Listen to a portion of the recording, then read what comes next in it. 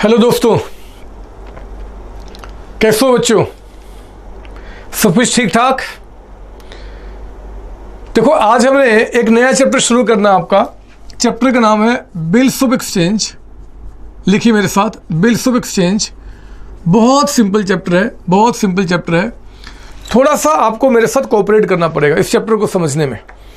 11th class onward क्या होता है, इस चैप्टर में बहुत सारी बीमारियां हमारे अंदर आ जाती हैं। हम लोग इसको रटने की कोशिश करते हैं कि यार 10-12 एंट्री रट लो, काम खत्म हो जाएगा। हम वो काम नहीं करेंगे, हमें इसको समझते हुए काम करना है। ठीक है ना? आप साथ दोगे ना मेरा? सर हाँ जी, सर हाँ जी। बताओ सर क्या करना चाहते हो? देखो, पहले मैं इस चैप्टर का आपको मीनिंग समझाऊं। ये एक्चुअली चैप्टर है क्या, और इसको समझने के लिए ना आप क्या करेंगे, मेरे साथ ये डायग्राम देखेंगे। आप चाहे तो मेरे साथ बना सकते हो डायग्राम। देखो जरा यहाँ पे क्या निकल के आ रहा है। देखो, मान लो यहाँ पे एक फॉर्म है, एक फॉर्म। इस फॉर्म ने क्या किया, मैं कुछ कंडीशन दिमाग में ला रहा हूं आपके। ये देखिए, फॉर्म ने क्या किया, गुड्स सोल्ड किया मेरे बच्चे, गुड्स सोल्ड किया ऑन क्रेडिट, ऑन क्रेडिट मान लो मिस्टर एक्स को। और ये गुड्स जो सोल्ड किया हमने क्रेडिट पे, सपोज दैट मान लो 2 लाख रुपए का है। ठीक है ना? तो फर्म ने क्या किया, गुड्स बेचा एक्स को 2 लाख रुपए का। फर्म ने पूछा कि एक्स, ये पैसा तुम मुझे कब दोगे? एक्स ने कहा कि ये पैसा मैं आज से 3 मंथ्स के बाद, यानी कि 3 महीने के बाद मैं आपको वापस कर दूंगा। फर्म ने उन पर विश्वास कर लिया कि ठीक है, मैं 3 महीने के बाद आऊँगा, आपसे पैसा ले लूँगा। जरा मुझे बताओ ना, 3 महीने गुजरने के बाद जब फर्म एक्स से पैसा मांगने जाएगा और एक्स ने पैसा पे करने से मना कर दिया, तो फिर उस टाइम पे फर्म क्या करेगा बच्चे? क्या उपाय इसके पास है? सर फर्म इस पे केस करेगा। कैसे केस करेगा? आपके पास तो कोई प्रूफ ही नहीं है। आपने उनको गुड्स बेचा, वो गुड्स क्या करे, खा चुके बच्चे, खत्म कर चुके हैं, पता नहीं गुड्स कहां कहां जा चुके हैं। अब गुड्स तो कहीं दिख नहीं रहा है। आपने इनसे कोई एग्रीमेंट भी साइन नहीं कराया था, कुछ रिटर्न भी नहीं लिया था। तो फिर बच्चे उस केस में अगर 3 महीने के बाद एक पैसा पे करने से मना करेगा, तो आपके पास कोई भी इस बात का प्रूफ नहीं है। और ऐसे बिजनेस में इतने रिस्क हो जाते हैं कि लोग पैसा डुबाना शुरू कर देंगे और आप खराब हो जाओगे, खत्म हो जाओगे। तो बच्चे इस रिस्क से बचने के लिए, इस रिस्क से बचने के लिए फर्म क्या करेगा, ध्यान दो। यहाँ पे एक पेपर लेगा, ध्यान से मेरी बात सुनना, शब्दों को। ये पेपर लेगा और फर्म इस पेपर पे लिखेगा कि एक्स, तुमने मुझसे 2 लाख का कर्ज लिया है और ये पैसा तुम कसम खा रहे हो कि आज से 3 मंथ्स के बाद वापस कर दोगे। इस बात को प्रॉपर तरीके से कैसे लिखा जाएगा हम बाद में बताएंगे। फर्म क्या करेगा बच्चे, इस पेपर पे ये बात लिखेगा। जरा बताओ, ये बातें किसने लिखी है? बताओ, ये कागज जो है, ये जो बिल है, किसने ड्रॉ किया है? सिर्फ फर्म ने। हाँ बच्चे, फर्म ने ड्रॉ किया। तो फर्म को ना हम यहाँ पे क्या करेंगे, ड्रॉवर कहेंगे। ड्रॉवर यानी कि जिसने इस बिल को ड्रॉ किया उसको ड्रॉवर कहते हैं। इस बिल पे जरा बताओ, ये बिल क्या पूरा हो चुका? नहीं हो चुका। जब तक इस बिल पे एक्स अपना साइन ना कर दे, यानी कि अपने सहमति ना दे दे, तब तक इसकी कोई वैल्यू नहीं है। तो मेरे बच्चे, एक फर्म ने क्या किया, इस पे लिखा कि आपने मुझसे 2 लाख का कर्ज लिया है और ये पैसा आज से 3 महीने के बाद मुझे वापस कर दोगे। इस बिल पे क्या होगा, एक्स क्या करेगा, साइन करेगा, मतलब अपना एक्सेप्टेंस देगा। ध्यान दीजिए, इन्होंने अपना एक्सेप्टेंस दिया है। जो इस बिल पे एक्सेप्टेंस देगा मेरे बच्चे, हम उसको ड्रॉवी कहेंगे। ड्रॉवी इस चैप्टर के अंदर में आप ड्रॉवी कह सकते हो, आप इनको एक्सेप्टर भी कह सकते हो। एक्सेप्टर, जिसने एक्सेप्टेंस दिया अपना, एक्सेप्टर आपका। चिंता नहीं करना, इनको थ्योरी में मैं पॉइंट वाइज आपको लिखाऊंगा। फिलहाल मैं चैप्टर का कॉन्सेप्ट बताना चाहता हूँ मेरे बच्चे। ये बिल जो है ना, जिस बिल को आपने ड्रॉ किया और आपने क्या किया जी, साइन किया, यही बिल फर्म के लिए बन जाता है बिल्स रिसीवेबल। यही बिल इनके लिए क्या हो जाएगा, बिल्स रिसीवेबल। इस बिल के अगेंस्ट मुझे पैसा रिसीव करना है, रिसीव करना है, मुझे पैसा लेना है मेरे बच्चे। मेरा ये एसेट्स होता है, मेरी एक प्रॉपर्टी है, क्योंकि ये शो कर रहा है कि मुझे आपसे पैसा लेना है। अब देखो, यही बिल इन्होंने क्या बोला कि मैं इसके अगेंस्ट आपको पैसा पे कर दूंगा, इसका कसम खा रहा हूं। तो मेरे बच्चे, ये बिल जो है ना, इन्होंने इसके अगेंस्ट पैसा पे करना है, तो इनके लिए यही बिल यहां कहा जाता है बिल्स पेबल। बिल्स पेबल, ध्यान दीजिए, कागज वही है लेकिन कागज को इनके लिए एसेट्स यानी कि बिल्स रिसीवेबल कहा जाएगा और इनके लिए क्या कहा जाएगा, बिल्स पेबल। इसमें कोई डाउट ना हो कि बिल्स पेबल इनकी लायबिलिटी के रूप में ट्रीट किया जाएगा। बात समझ में आ रही है? बोलो ना, बात समझ में आ रही है? सर हाँ जी, सर हाँ जी, आ रही बात समझ में। देखो, मुझे इन सारी बातों को आपको क्या करना है, क्वेश्चन में समझाना है न्यूमेरिकली। इन बातों को समझाने के लिए बच्चे मैंने कई सारे केसेज आपके साथ रेडी किए हैं। मैं कम से कम 12-13 केसेज कराऊंगा और इस केस में पूरे चैप्टर को ख़त्म करूंगा। तो मैं आपके लिए अभी ना, अब ये डायग्राम छोड़ के आप यहाँ आइए। मैं पहले आपके पास केस नंबर 1 कराना चाहता हूँ। केस 1 में कराऊंगा यहाँ पे इफ़ बिल इज केप्ट, लिखिए मेरे साथ, if bill is kept till maturity, if bill is kept till maturity and honoured on due date. Sir honoured का मतलब क्या होता है अभी बताऊंगा, अभी कहाँ कुछ मैंने आपको समझाया है। लिखो तो पहले, if bill is kept till maturity and honoured on due date. इसका मतलब मैं समझाता हूँ, सुनना मेरी बात ध्यान से, सुनना मेरी बात ध्यान से। मैं ना इसमें आपकी बुक का क्वेश्चन नंबर 1 का मेरे बच्चे मैं करा रहा हूँ सोल्यूशन, क्वेश्चन नंबर 1 का। लेकिन रुको, सावधानी, अभी क्वेश्चन नंबर 1 पढ़ना नहीं है, मैं खुद पढ़ाऊंगा। एक्चुअली क्वेश्चन नंबर 1 जो है ना बच्चे, उसी बात को मैं यहाँ पे समझाने की कोशिश कर रहा हूँ। पढ़ना नहीं, थोड़ा कन्फ्यूजन होगा, पहले मेरी बात सुन लो, खुद मैं कहूँगा, मेरे साथ पढ़ना आपको अच्छा लगेगा। मैं काम करता हूँ, क्वेश्चन नंबर 1 में मैं आपका इसका सोल्यूशन रेडी करता हूँ, देखो ना। और हाँ, आज मैं सिखा रहा हूँ, पहले एंट्रीज जो करा रहा हूँ बच्चे, वो है in the book of firm. आज हम लोग क्या करेंगे, फर्म के बुक में, यानी कि जो हमारा ड्रॉवर है, हम उसके बुक में आपको एंट्रीज दिखाते हैं। देखो ना, आपको अच्छा लगेगा। फर्म ने क्या किया बच्चे, फर्म ने क्या किया, एक तो एक्स को गुड्स बेचा 2 लाख का। जरा बताओ, गुड्स बेचने की क्या एंट्री होती है? तो फर्स्ट एंट्री, जब गुड्स बेचेंगे तो एक्स मेरा बन गया डेटर, है ना बच्चे? हमने पढ़ा हुआ है डेटर हमारा एसेट्स होता है, बढ़ना डेबिट करते हैं।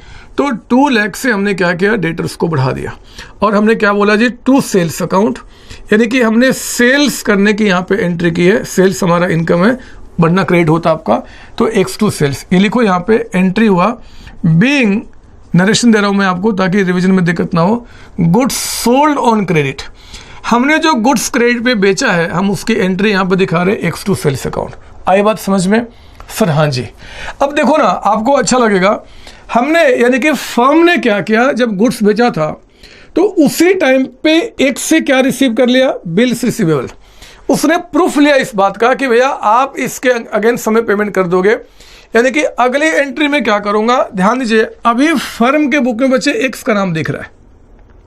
जब फर्म एक्स से बिल रिसीव कर लेगा, जब बिल रिसीव कर लेगा तो फर्म क्या करेगा, एक्स के नाम को अब अपने बुक से हटा देगा। कोई भी चीज़ जो हमारे डेबिट में अगर हमें हटाना होता तो हमें क्रेडिट करना होता, ये बात आप जानते हैं। तो 2 लाख से हमने क्या किया, हटा दिया। और जरा बताओ, एक्स के नाम पे जो नया एसेट्स में दिखाऊंगा उसका नाम क्या है, बिल्स रिसीवेबल। तो मैं बिल्स रिसीवेबल यानी कि शॉर्ट में BR लिख देता हूँ, अकाउंट को मैं यहाँ पे डेबिट कर दूंगा। बात समझ में आ रही है? तो आपका एंट्री कंप्लीट हो गया, bills receivable account debited to bank account, sorry to X account. लिख दो नरेशन, आपको रिविजन में दिक्कत ना हो इसलिए। बीइंग आपका बिल्स रिसीवेबल रिसीव्ड, हमने क्या किया, बिल रिसीव जो रिसीव किया है फ्रॉम एक्स, उसकी एंट्री पास की बच्चे। नरेशन आप कैसे भी लिख सकते हैं, आपकी मर्जी है, बस गाली मत लिखना। हम इसी को समझाते कि एंट्री किस बात की है, ठीक है? अब मेरी बात सुनो। देखो फिर कहानी आगे बढ़ी। फर्म ने आपसे गुड्स बेच दिया और आपसे क्या रिसीव कर लिया, बिल्स रिसीवेबल। अब देखो 3 महीने गुजरने के बाद, यानी कि जब 3 महीने गुजर जाएंगे, 3 मंथ्स के बाद आप ड्यू डेट पे किसके पास जाओगे जी, एक्स से, और एक्स से क्या करोगे, पैसा रिसीव कर लोगे। यही होगा ना बच्चे? जब 3 महीने गुजर गए तो 3 महीने के बाद क्या होगा जी, फर्म एक्स के पास जाएगा और वो कागज जो बिल्स रिसीवेबल है वो कागज इनको वापस कर देगा और उससे क्या रिसीव कर लेगा, पैसा रिसीव कर लेगा, कैश रिसीव कर लेगा। मतलब ड्यू डेट पे क्या होने वाला, इमेजिन करना, जैसे जैसे बता रहा हूं, फर्म एक्स के पास गया होगा, एक्स को वो बिल्स रिसीवेबल यानी कागज उसने उनको वापस कर दिया होगा या फाड़ के फेंक दिया होगा और उसके बदले में कैश रिसीव कर लिया होगा, कैश। इसकी एंट्री कैसे क्या होगी मैं आपको बताता हूं। यहाँ पे मैं आपको दिखा रहा हूं जी, ड्यू डेट पे ड्यू डेट पे आपके यहाँ पे एंट्री क्या बनेगी? ये तो तब हुआ था जब गुड्स बेचा, ये हमने स्टार्टिंग में बिल रिसीव कर लिया। अब ड्यू डेट यानी कि 3 महीने के बाद क्या होगा उसको समझाऊंगा, लेकिन उसके पहले थोड़ी सी मेरी बात सुनो। मैंने पहले इस दोनों एंट्री का आपको अल्टीमेट इंपैक्ट समझाना चाहता हूँ। ये 2 एंट्री करने के बाद हमारे फर्म में क्या सिचुएशन, जरा वो समझो। ये देखो, अच्छा लगेगा। एक्स जो आपका डेबिट में था और क्रेडिट में आपने कैंसिल कर दिया। आपको जो रेट से कर रहा हूं आपको नहीं करना, ये समझा रहा हूं मैं आपको। एक्स डेबिट और क्रेडिट कैंसिल हो गया बच्चे। तो अब देखो हमारा इंपैक्ट क्या है। फर्म कहती है कि भैया 2 लाख का हमने सेल किया है, 2 लाख का हमने सेल किया है और उतने का हमारे पास क्या पड़ा हुआ है जी? BR पड़ा हुआ बच्चे, बिल्स रिसीवेबल। हमने 2 लाख का सेल किया है, उतने का हमारे पास बिल पड़ा हुआ है। अब हुआ क्या, जब ड्यू डेट आया, ड्यू डेट, तो ध्यान दीजिए, इस बिल को मैं लेके चला गया एक्स के पास और एक्स से पैसा रिसीव कर लिया। जब इसके अगेंस्ट मुझे पैसा मिल जाएगा तो मैं अपने बुक से इस नाम को हटा दूंगा। जो BR डेबिट में था बच्चे, उससे आपको क्रेडिट करना पड़ेगा टू BR अकाउंट। जरा बताओ कितने का बिल आपका है? सर 2 लाख।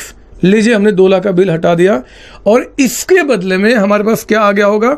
सर कैश आ गया होगा। तो अब मैं कैश अकाउंट को यहाँ पे डेबिट कर दूंगा। अमाउंट कितना आपका है? 2 लाख का। बात समझ में आ रही है? तो ड्यू डेट पर बच्चे हमने क्या किया? कैश रिसीव कर लिया। लिख दो नरेश ने यहाँ पे, बीइंग कैश रिसीव्ड, या फिर आप कह सकते हो, चलो ठीक है, ऑन ड्यू डेट। आप ड्यू डेट पे क्या हुआ? कैश आपने रिसीव कर लिया। कुछ भी कर सकते हैं यहाँ पे, हम लिख सकते थे बीइंग बिल ऑनर्ड हो गया, है ना। ये 3 एंट्री निकल के आए, 3 एंट्री। जरा समझ लो, लिख लिया आपने पहले यहाँ पे? सर हाँ। अब जरा देखो, इस एंट्री के बाद इंपैक्ट क्या है जी? इस एंट्री के बाद BR जो डेबिट था बच्चे, वो भी क्रेडिट हो गया, कैंसिल हो गया। तो अल्टीमेटली अब 3 महीने के बाद फर्म के पास जो इंपैक्ट है कि भैया हमने 2 लाख का सेल किया है और 2 लाख रुपए हमारे पास कैश आ चुके हैं। ये इसका अल्टीमेट इंपैक्ट हुआ, ultimate impact. Sir ultimate impact क्यों बता रहे हो? ताकि आपको प्रॉपर तरीके से बात समझ में आए कि जो एंट्रीज हम पास कर रहे हैं उसका एक्चुअली मीनिंग क्या है। तो ध्यान दीजिए, हमने इस तरीके से काम किया। सर एक बात बताओ, क्या हम भी एग्जाम में ऐसे लाल लाल अक्षरों से काटेंगे? नहीं बदमाश, आपने थोड़ा ही काटना है। अरे मैंने आपको समझाया कि एंट्री का मीनिंग क्या हुआ, आपको सिर्फ एंट्री पास करके दिखाना है बस। आपका समझ में आ रही है? अब देखो जरा, मैंने टॉपिक का नाम क्या लिखा था केस नंबर 1 में? If bill is kept till maturity. Bill till maturity यानी कि 3 महीने फर्म ने अपने पास केप्ट यानी कि रखा था, और कहते हैं फिर आगे में honoured on due date. Honoured का मतलब होता है कि उस बिल के अगेंस्ट हमें पैसा मिल गया, यानी कि एक्स के पास में पैसा गया और पैसा मिल गया, इसको बोलते हैं बच्चे ऑनर्ड हो जाना। तो ऑनर्ड के केस में उन्हें ये बातें बता दी। आई बात समझ में? सर हाँ जी। तो जरा एक काम करो, आप जरा पढ़ो मेरे साथ बुक का क्वेश्चन नंबर 1। देखो जरा क्या क्वेश्चन कुछ अलग है कि यही है। देखो ना क्वेश्चन नंबर 1 क्या बता रहा है। कहता है क्वेश्चन में, firm sold goods to X for 2 lakh and received his acceptance payable after 3 months on the due date. कहता है बिल वाज मेट। मेरे बच्चे इसी को तो मैंने आपको बताया था। तो एक्चुअली जो मैंने आपको डायग्राम बताया, डायग्राम आपका क्वेश्चन नंबर 1 ही था, उसी को मैंने आपको यहाँ पे सॉल्यूशन ग्रुप में दिया है। बात समझ में आ गई? सर हाँ जी। सर एग्जाम में डायग्राम दिखाना है? नहीं दिखाना, मैंने समझाने के लिए आपको बताया कि मीनिंग क्या निकल के आता है। चलो जी, ये काम खत्म हो गया। ध्यान दीजिए, अभी तक मैंने थ्योरी में क्या बताया आपको। यहाँ फर्म को हम क्या बोलेंगे? ड्रोर। जो बिल लिख रहा है उसको ड्रोर कह रहे हैं। और यहाँ पे एक्स कौन है बच्चे? ड्रोई है। ड्रोई कह दो या एक्सेप्टर कह दो, मीनिंग सेम निकल के आता है। तो ये हमने यहाँ पे आपको बता दिया। ठीक है सर, आगे बताओ क्या करना है। देखो मैंने केस 1 आपको समझा दिया, जिसमें बिल अपने पास रखा और आपने ऑनर्ड किया। सर और भी एंट्री करा दो ना केस 1 में। बहुत एंट्री करेंगे बच्चे, क्यों चिंता कर रहे हैं आप? बहुत सारे क्वेश्चन कराऊंगा। मैंने कहा ना, जब चैप्टर में एंड कराऊंगा तो आपकी पूरी मास्टरी करा दूंगा, इस बात का कसम खाता हूं। आप चिंता नहीं करना, बस थोड़ा पेशेंस वाइज मेरी बातें सुनते चलो, अच्छा लगेगा। बहुत प्यारा चैप्टर है, बहुत प्यारा चैप्टर है। अब जरा आ जाओ case number 2। Case number 2 sir ये क्या है? लिखिए, if bill is discounted, if bill is discounted and honored on due date, on due date। अब सुनना मेरी बात। कहता है कि बिल हमने डिस्काउंट किया है, बिल हमने डिस्काउंट किया है। बिल डिस्काउंट करने का मतलब होता है बिल को बेच देना बच्चे, बिल को बेच देना। सर बेचना कैसे? अभी दिखाता हूं। पर लिखो आप, if bill is discounted and honoured on due date. पता है इसमें मैं आपके बुक का सॉल्यूशन ऑफ क्वेश्चन नंबर 2 कराऊंगा। सर पढ़ लें, अभी नहीं, क्वेश्चन मैं जब पढ़ाऊंगा तभी पढ़ना है। पहले क्वेश्चन की बातों को ना मैं प्रैक्टिकली आपको यहाँ पर दिखाता हूँ कि क्वेश्चन है क्या। सुनिए मेरी बात, सुनिए, लिखना बंद करेंगे आप, लिखना बंद करेंगे। देखो फर्म ने गुड्स बेचा था, अभी बताया था हमने किसको जी, एक्स को। कितने का सेल किया था बच्चे, सर 2 लाख का। ठीक है, आप जरा एंट्री करो मेरे साथ, यहाँ पे एंट्री करो। तो पहले बताओ हम लोग एंट्री किसके बुक में सीख रहे हैं, in the book of firm. आज हम जितनी सारी बातें करेंगे सारी बातें फर्म यानी कि ड्रॉवर के बुक में हो रहा है। ड्रॉवी के बुक में क्या एंट्री होगा हम अलग से देखेंगे। पहले हम ड्रॉवर के बारे में बात कर रहे हैं बच्चे। बताइए कि जब फर्म ने गुड्स बेचा एक्स को तो एंट्री क्या हो जाएगा, sir X account debited to sales account, to sales account. हाँ बच्चे, कितने से एंट्री, 2 लाख का। ये लीजिए 2 लाख की एंट्री पास की, अभी हमने देखा था। इसके बाद क्या हुआ कि फर्म ने एक से क्या रिसीव किया था जी, बिल्स रिसीवेबल। कितने का, 2 लाख का। जितना गुड्स बेचा उतने का ही। तो जरा बताओ फर्म ने जो बिल रिसीव किया उसकी एंट्री क्या पास करेंगे। यहाँ देखो फर्म अब अपने बुक्स के एक्स के नाम को हटा देगा। वो जो एक्स के नाम उसने डेबिट किया था अब उसको हटा देगा, क्रेडिट कर देगा बच्चे 2 लाख के। और जरा बताओ इसके जगह पे कौन से नाम को दिखाएगा, सर बिल्स रिसीवेबल। उनसे हमने जो कानूनी पेपर पे साइन कराया है जिसको हम बिल्स रिसीवेबल आपके लिए कहेंगे, हम वो लेकर आए। तो ध्यान दीजिए अब हमारा पास इम्पैक्ट क्या बचे, इम्पैक्ट क्या है, एक्स का अकाउंट खत्म हो चुका है। हमने जो 2 लाख का सेल किया है उसके बदले में एक बिल पड़ा हुआ हमारे पास जो 2 लाख रुपए का है। बात समझ आ रही है, यहां तक तो कोई दिक्कत नहीं होनी चाहिए। नहीं सर, आगे बताओ। पता है मुझे ये बताइए कि फर्म ने जो ये बिल साइन कराया है इसमें पीरियड कितना लिखा हुआ है, 3 मंथ्स। मान लो 3 महीने आपका। एक सवाल का जवाब दो, एक सवाल का जवाब दो कि फर्म ने इनसे एक पेपर पे साइन कराया है जिसमें एक्स ने साइन किया है कि आज से 3 महीने के बाद मैं आपका पैसा वापस कर दूंगा। आज से 3 महीने के बाद क्या करूंगा जी, मैं पैसा आपको वापस कर दूंगा। इस पे फर्म ने क्या क्या साइन कराया है। मुझे सिर्फ इतना बताओ कि अगर मान लो फर्म को आज पैसे की रिक्वायरमेंट आ गई, अगर फर्म को आज अचानक पैसे की रिक्वायरमेंट आ गई, मान लो इसका बच्चा बीमार हो गया, बीवी बीमार हो गई है, कुछ भी मान लो, और इसको अचानक ही 2 लाख रुपए की रिक्वायरमेंट है, तो जरा बताओ कि क्या आज जिस पे एक्स ने साइन किया है कि मैं पैसा 3 महीने के बाद आपको वापस करूंगा, क्या उसके बदले में एक्स से वो पैसा आज डिमांड कर सकता है बच्चे? बोलो ना। इन शॉर्ट, अगर फर्म को, क्योंकि बिल तो 3 महीने का है, अगर फर्म को अचानक आज पैसे की रिक्वायरमेंट आ जाए 3 महीने के पहले, तो क्या फर्म इससे पैसा डिमांड कर सकता है? नहीं कर सकता। कानून इसको अलाउ नहीं करता बच्चे। कानून ने कहा है कि अगर आपने एग्रीमेंट 3 महीने का किया है तो 3 महीने के पहले आप इनसे पैसा डिमांड नहीं कर सकते। अब देखो ना, अजीब सी स्थिति क्रिएट हो गई। पैसा इनको अर्जेंट चाहिए लेकिन वो इनसे पैसा मांग नहीं सकते क्योंकि एग्रीमेंट 3 महीने का आपका हो चुका है। अब बेचारा फर्म क्या करे, इस कागज के टुकड़े से मैं क्या करूं, मैं क्या करूं? देखो इनके पास एक उपाय है। ये फर्म जो है ना बच्चे, ये अपने बैंक में जाएगा, मान लो HDFC बैंक, और बैंक में जाके बोलेगा कि बैंक भैया मेरे पास 2 लाख का एक बिल पड़ा हुआ है। ऐसे तो बिल 3 महीने का है लेकिन इस बिल को मैं आज ही आपको बेचना चाहता हूं, मैं वेट नहीं कर सकता, मुझे पैसे की अर्जेंट रिक्वायरमेंट है। आप एक काम करो, ये बिल मुझसे परचेज कर लो। हाँ, आप ड्यू डेट पे इनसे पैसा मांगने जाना और एक्स क्या करेगा, आपको पैसा पे कर देगा। क्यों पे कर देगा? क्योंकि मेरे बच्चे नेगोशिएबल इंस्ट्रूमेंट एक्ट में लिखा हुआ है कि बिल्स रिसीवेबल जो है एक नेगोशिएबल इंस्ट्रूमेंट है, और ये जो भी बिल लेकर इनके पास जाएगा, जो भी जाएगा, चाहे वो फर्म ये चाहे कोई भी, एक्स को उसको पैसा पे करना होगा। एक्स बिल्कुल भी नहीं पूछेगा कि आपके पास बिल कहां से आया। ये अधिकार उसके पास नहीं बचे। हमारे कानून कहता है कि जो भी बिल आपके पास लेकर आएगा आपको पेमेंट करना पड़ेगा। तो जरा सुनना ध्यान से, यहां पे क्या हुआ, फर्म ने HDFC बैंक को कहा कि देखो जी 2 लाख का बिल हमसे ले लो और आप जाके उनसे पैसा ले लेना, आज मुझे पैसा दे दो, आज मुझे पैसा दे दो, अर्जेंट रिक्वायरमेंट है। हाँ, जो चार्जेज आपके बनेंगे मैं वो देने को तैयार हूं, है ना बच्चे, क्योंकि बैंक को तो पैसा 3 महीने के बाद मिलेगा और पैसा आज ले रहे हो तो बैंक तो कुछ चार्ज काटेगा। तो बैंक ने कहा कि ठीक है, मैं आपसे ये बिल परचेज करने को तैयार हूं, मैं इस बिल पे डिस्काउंट चार्ज काटूंगा। डिस्काउंट चार्ज जो काटूंगा वो कहता है कि मान लो आपका 12% पर एनम के हिसाब से, वो कहता है कि 12% के हिसाब से चार्ज करूंगा। तो फर्म कहता है कि डन, कोई दिक्कत नहीं है, आप 12% के हिसाब से 3 महीने का चार्ज काट लो, मुझे पैसा दे दो।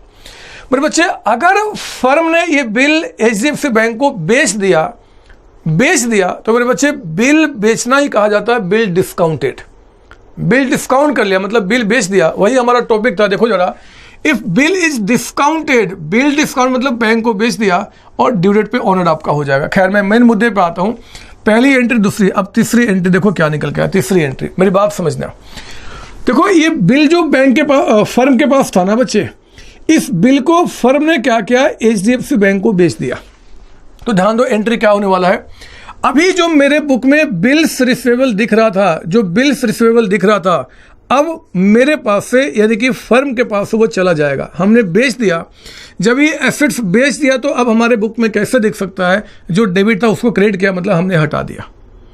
पर बच्चे इसके बदले में बैंक कुछ चार्जेस काटेगा और बाकी पैसा आपको दे देगा। लेकिन जो पैसा देगा ना बैंक, इस बात को ध्यान से सुनना, मेरी बात ध्यान सुनना, जो पैसा बैंक देगा वो बैंक कभी भी आपको कैश में नहीं देता। कैश में नहीं, ना कैश में नहीं दूंगा। जितना भी चार्ज है उसको काट के बाकी पैसा मैं आपके अकाउंट में जमा कर दूंगा, आपके अकाउंट में जमा कर दूंगा। क्योंकि अगर मान लो मैंने कैश आपको दे दिया तो मेरे पास तो कोई प्रूफ ही नहीं कि मैंने आपको पैसा दिया है। तो ये बैंक क्या करेगा बच्चे, इनके अकाउंट में पैसा जमा कर देगा। देखो ना अब क्या होने वाला है, कुछ चार्जेस काट कर पैसा हमें मिल जाएगा। तो हमारा यानी कि फर्म का बैंक अकाउंट जो है ना वो बढ़ जाएगा।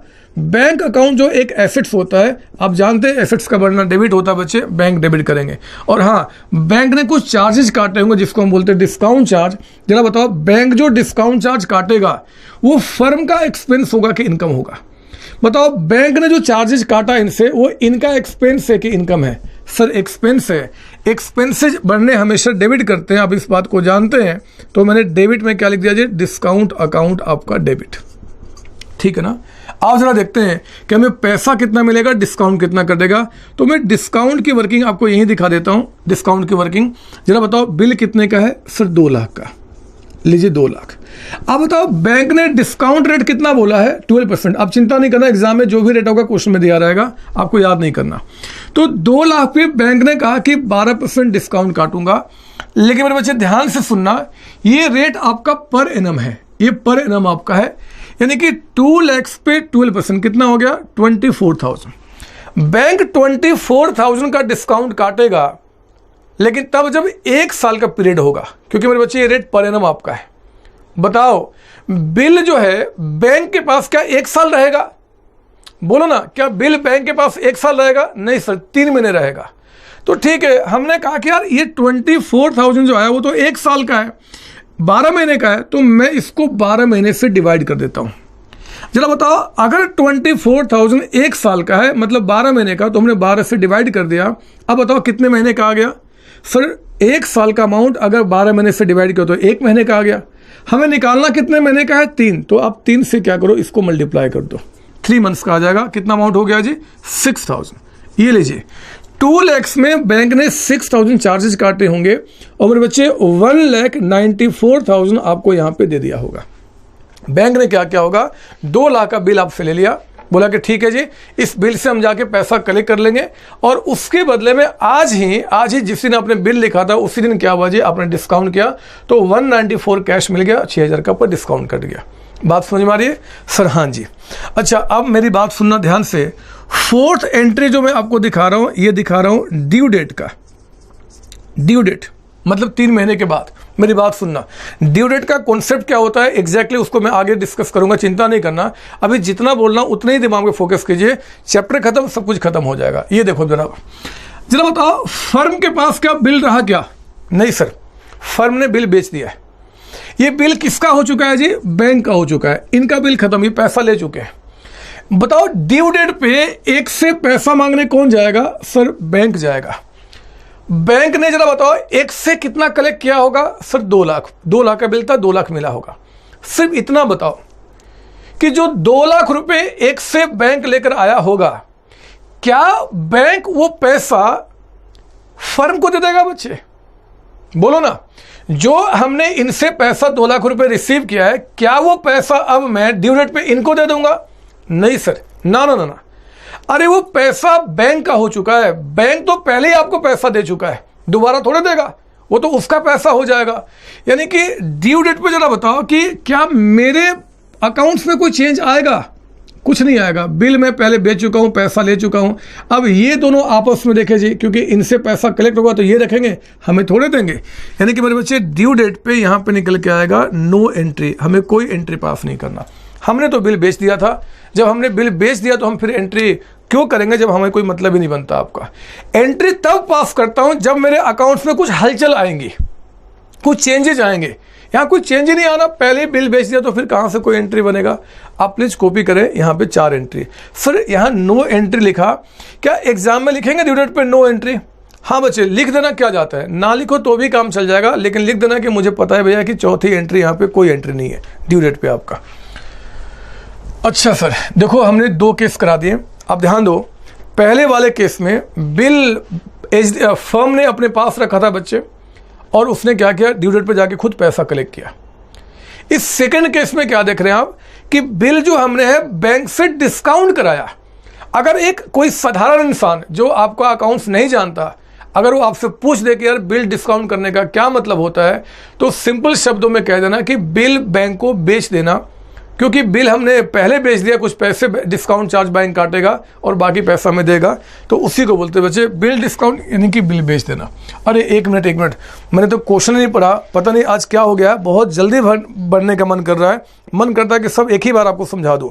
जरा देखो ना क्वेश्चन नंबर 2 क्या बोल रहा है, पढ़ो जरा बुक का क्वेश्चन नंबर 2, पढ़ेंगे मेरे साथ पढ़ेंगे। क्वेश्चन नंबर 2 कहता है कि firm sold goods to X for ₹2 lakhs and received his acceptance payable after 3 months. कहता है कि bill was discounted by the firm at the rate of 12% per annum on the due date. कहता है bill was met, bill met हो गया। इसी को तो एंट्री कराया बच्चे आपको। सर हाँ जी ये तो ठीक है। तो जरा देखो, मैं केस नंबर 2 भी हटाता हूं, अब मैं आता हूं बच्चे केस नंबर 3 के पास। केस नंबर 3 बिल्कुल भी आगे पीछे भी आपको इफ और नहीं सोचना। जितने सवाल आपके दिमाग में आ रहे हैं वो सवाल मेरे भी दिमाग में चलेंगे, और मैं उनको ख़त्म करके ही चैप्टर ख़त्म करूंगा, आप चिंता नहीं करना। तो अभी आपको सिर्फ मेरे साथ चलना है, कोई भी दिमाग में इफ और नहीं आना चाहिए। आओ जरा, अब हम आते हैं केस नंबर 3, थर्ड केस के अंदर में। ये केस का नाम है, लिखिए, if bill is endorsed, ENDORSED, endorsed and honoured on due date. Sir इसका क्या मतलब होता है, अभी बताऊंगा, लिख दो पहले यहाँ पे। बिल हमने क्या किया जी, इंडोर्स किया और फिर मेट हो गया। इंडोर्समेंट का मतलब क्या, मैं आपको यहाँ दिखाऊं। ये जो डायग्राम बना रहा हूँ, आपकी मर्जी बनाओ चाहे ना बनाओ, क्योंकि सब में सेम बनाऊंगा समझाने के लिए, रिवीजन में ऐसे आपको हेल्प करेगा। ध्यान सुनना। चलो बताओ, फर्म ने गुड्स किसको बेचा था? सर एक्स को। कितने का? 2 lakhs का, 2 लाख का। ठीक है, मुझे बताओ, एक्चुअली मैं क्या करूँ बच्चे, इसमें सॉल्यूशन करा रहा हूँ बुक का क्वेश्चन नंबर 3 का, जो आपको बुक में भी देखना नहीं है। मैं उसी क्वेश्चन को पहले वहां पे दिमाग में बैठा रहा हूँ आपका। क्वेश्चन नंबर 3 में कहता है कि फर्म ने गुड्स बेचा। अच्छा, एंट्रीज किसके बुक में हम लोग आज सीख रहे हैं? Sir in the book of firm यानी कि ड्रॉवर। ड्रॉई के बुक में हम आज एंट्री नहीं सीख रहे बच्चे, हम अलग से उसको सीखेंगे। आज पहले हम इसको देखें, ड्रॉवर के बुक में क्या होगा। सुनिए मेरी बात ध्यान से। फर्म ने गुड्स एक्स को बेचा। अब बताओ, फर्म ने जब गुड्स एक्स को बेचा तो पहली एंट्री क्या बन गई यहाँ पे? Sir X account debited to sales account, बताओ कितने के गुड्स बेचा हमने? 2 lakhs का एंड 2 lakhs का। ये लीजिए 2 लाख का गुड्स बिक गया आपका, ठीक है ना सर? हाँ, अगली एंट्री में आपको दिखा रहा हूं। अगली एंट्री में क्या हो बच्चे कि फर्म ने जो गुड्स बेचा था, बताओ फर्म ने एक से क्या रिसीव किया था? Sir BR। कितने का था वो? 2 lakhs का। तो मैं अगली एंट्री में क्या करूंगा कि एक्स के नाम को हटा दूंगा अपने बुक से हमेशा के लिए, एक्स को। और अब जो मैं एसेट्स अपना दिखाऊंगा उसका नाम क्या है? बिल्स रिसीवेबल, शॉर्ट में BR कह देंगे, कुछ फर्क नहीं पड़ता, मीनिंग सेम आपका है। ये लीजिए, हमने क्या किया जी, आपका BR to X आपका। कोई डाउट इसके अंदर में? नहीं सर। अब C यानी कि थर्ड एंट्री जो होगा, उसको समझने के पहले मेरी बात ध्यान सुनना। जोक एक कहानी सुनाना चाहता हूं, अगर वो समझ में आ गया तो फिर बात बन गई। देखो वो कहानी क्या है। देखो मैं इस फर्म की हिस्ट्री में जाना चाहता हूं, इतिहास में। बहुत समय पहले की बात है, एक आदमी था जिसका नाम था मिस्टर सी। पर बच्चे इस सी ने क्या किया था, फर्म को बहुत पहले एक कर्ज दिया था, जो कर्ज था 2 लाख रुपए का। ये बहुत पहले की बात है कि फर्म ने क्या किया था, सी से एक कर्ज लिया था। बच्चे फर्म ने कर्ज लिया था, मतलब सी जो है ना वो फर्म का क्या है, क्रेडिटर। क्रेडिटर का मतलब क्या, मेरी लायबिलिटी है जिससे मैंने कर्ज लिया था बहुत पहले। पता क्या होता था, आज के पहले ये सी फर्म से पैसा मांगने जब आता था तो फर्म कहता था कि पैसे मेरे पास है नहीं, मैं कहां से पे करूं। बेचारा सी वापस चला जाता था। बहुत सीधा इंसान है, बहुत सीधा इंसान। सी फिर कभी आया था पैसा मांगने कि पैसे दे दो, बोला कि पैसे है नहीं, कहां से दूंगा। फिर सी आया था पैसा मांगने, पैसे दो, बोला कि पैसे नहीं, कहां से दूंगा। मतलब ये बहुत बार हुआ बच्चे। आज हद हो गई है, हद। सी इतना फ्रस्ट्रेट हो चुका है कि अगर आज या तो मुझे पैसा मिलेगा या फिर मैं फर्म का खून करूंगा, बस एक ही काम करने वाला हूं। सी आया और आके सीधे फर्म का पकड़ लिया कॉलर, कहा कि आज तुम्हें मुझे पैसा देना ही पड़ेगा। अगर तुमने आज मेरा पैसा नहीं दिया, तो आज खून खराबा होगा और कुछ भी नहीं होने वाला। इस बात से क्या हुआ, फर्म डर गया, बोला कि ना ऐसा ना करो। लेकिन उसने कहा कि मैं भी मजबूर हूं, मैं करूं तो क्या करूं, पैसे मेरे पास नहीं है। सी ने कहा कि आज तो मैं पैसा लेकर ही जाऊंगा। तो पता है फिर क्या हुआ, फर्म ने कहा कि देखो कसम खा रहा हूं, सच्चे पैसे मेरे पास नहीं है, लेकिन हाँ मेरे पास एक बिल पड़ा हुआ है 2 लाख रुपए का बिल, जो हमने इनसे लिया था और इन्होंने कमिट किया है लिख कर कि 3 महीने के बाद क्या करेंगे जी, हम आपका पेमेंट कर देंगे। तो देखो मैं आपका पैसा तो अभी नहीं दे पाऊंगा, लेकिन एक बिल है, आप चाहो तो ये बिल मैं आपको देने को तैयार हूं, आपके इस 2 लाख के कर्ज के बदले में। मैं आपको ये बिल देने को तैयार हूं 2 लाख का, इस कर्ज के बदले में आप मुझसे आज बिल ले लो। 3 महीने के बाद आप इस बिल को लेकर एक्स के पास जाना, पैसा मांगना, एक्स पैसा पे कर देगा, क्योंकि कानून कहता है कि जो भी इस बिल को होल्ड करेगा ड्यू डेट पे, उसको क्या होगा जी, एक्स पैसा पे कर देगा, वो क्वेश्चन रेज नहीं करेगा। तो सी कहता है कि ठीक है, मुझे आप ये बिल दे दो, मैं जाकर उनसे पैसा ले लूंगा। मेरे बच्चे ध्यान सुनना, अगर फर्म ने ये बिल सी को दिया अपने कर्ज के बदले में, इसी को बोलते हैं बिल को इंडोर्स करना। इंडोर्समेंट ऑफ बिल का मतलब होता है कि अपने कर्ज यानी कि पेमेंट के बदले में मैंने क्या किया, आपको बिल दे दिया। तो हमने क्या किया, बिल सी को इंडोर्स कर दिया। सुनो ना ध्यान से, थर्ड एंट्री क्या होने वाला है, जब मैंने ये बिल सी को दे दिया पेमेंट के बदले में, तो यहां पे क्या होगा, मेरी बात सुनो। देखो बिल जो मेरे पास था ना बच्चे, BR, अब वो तो चला जाएगा क्योंकि मेरे पास से चला गया। तो जो डेबिट में था हमने क्या किया, क्रेडिट कर दिया। जरा बताओ BR कितने से क्रेडिट आपका हो गया, 2 लाख से, आपका 2 लाख रुपए से आपका 2 लाख का बिल चला गया। और मुझे बताओ कि कौन सी लायबिलिटी खत्म हो गई जी, सर सी की। तो आप क्या करना, लायबिलिटी जब कम होता है तो बच्चे हम डेबिट करते हैं। सी अकाउंट यहाँ पे डेबिट हो जाएगा कितने से जी, आपका 2 लाख से। बिल हमारे पास से चला गया और क्या हुआ जी, सी की आपकी लायबिलिटी खत्म हो गई, 2 लाख से एंट्री हमारा कंप्लीट हो गया। लिख दो इसका नरेशन आपका यहाँ पे, बीइंग BR यानी कि बिल इंडोर्स्ड। हमने क्या किया, बिल इंडोर्स कर दिया, किसको जी, टू सी है ना, हमने बिल सी को इंडोर्स कर दिया। मेरी बात समझ में आ रही है। कुछ भी नहीं इस चैप्टर के अंदर में, पहले में हमने गुड्स बेचा, दूसरे में बिल रिसीव किया, तीसरे में ये बिल हमने क्या किया जी, सी को दे दिया पेमेंट के बदले में।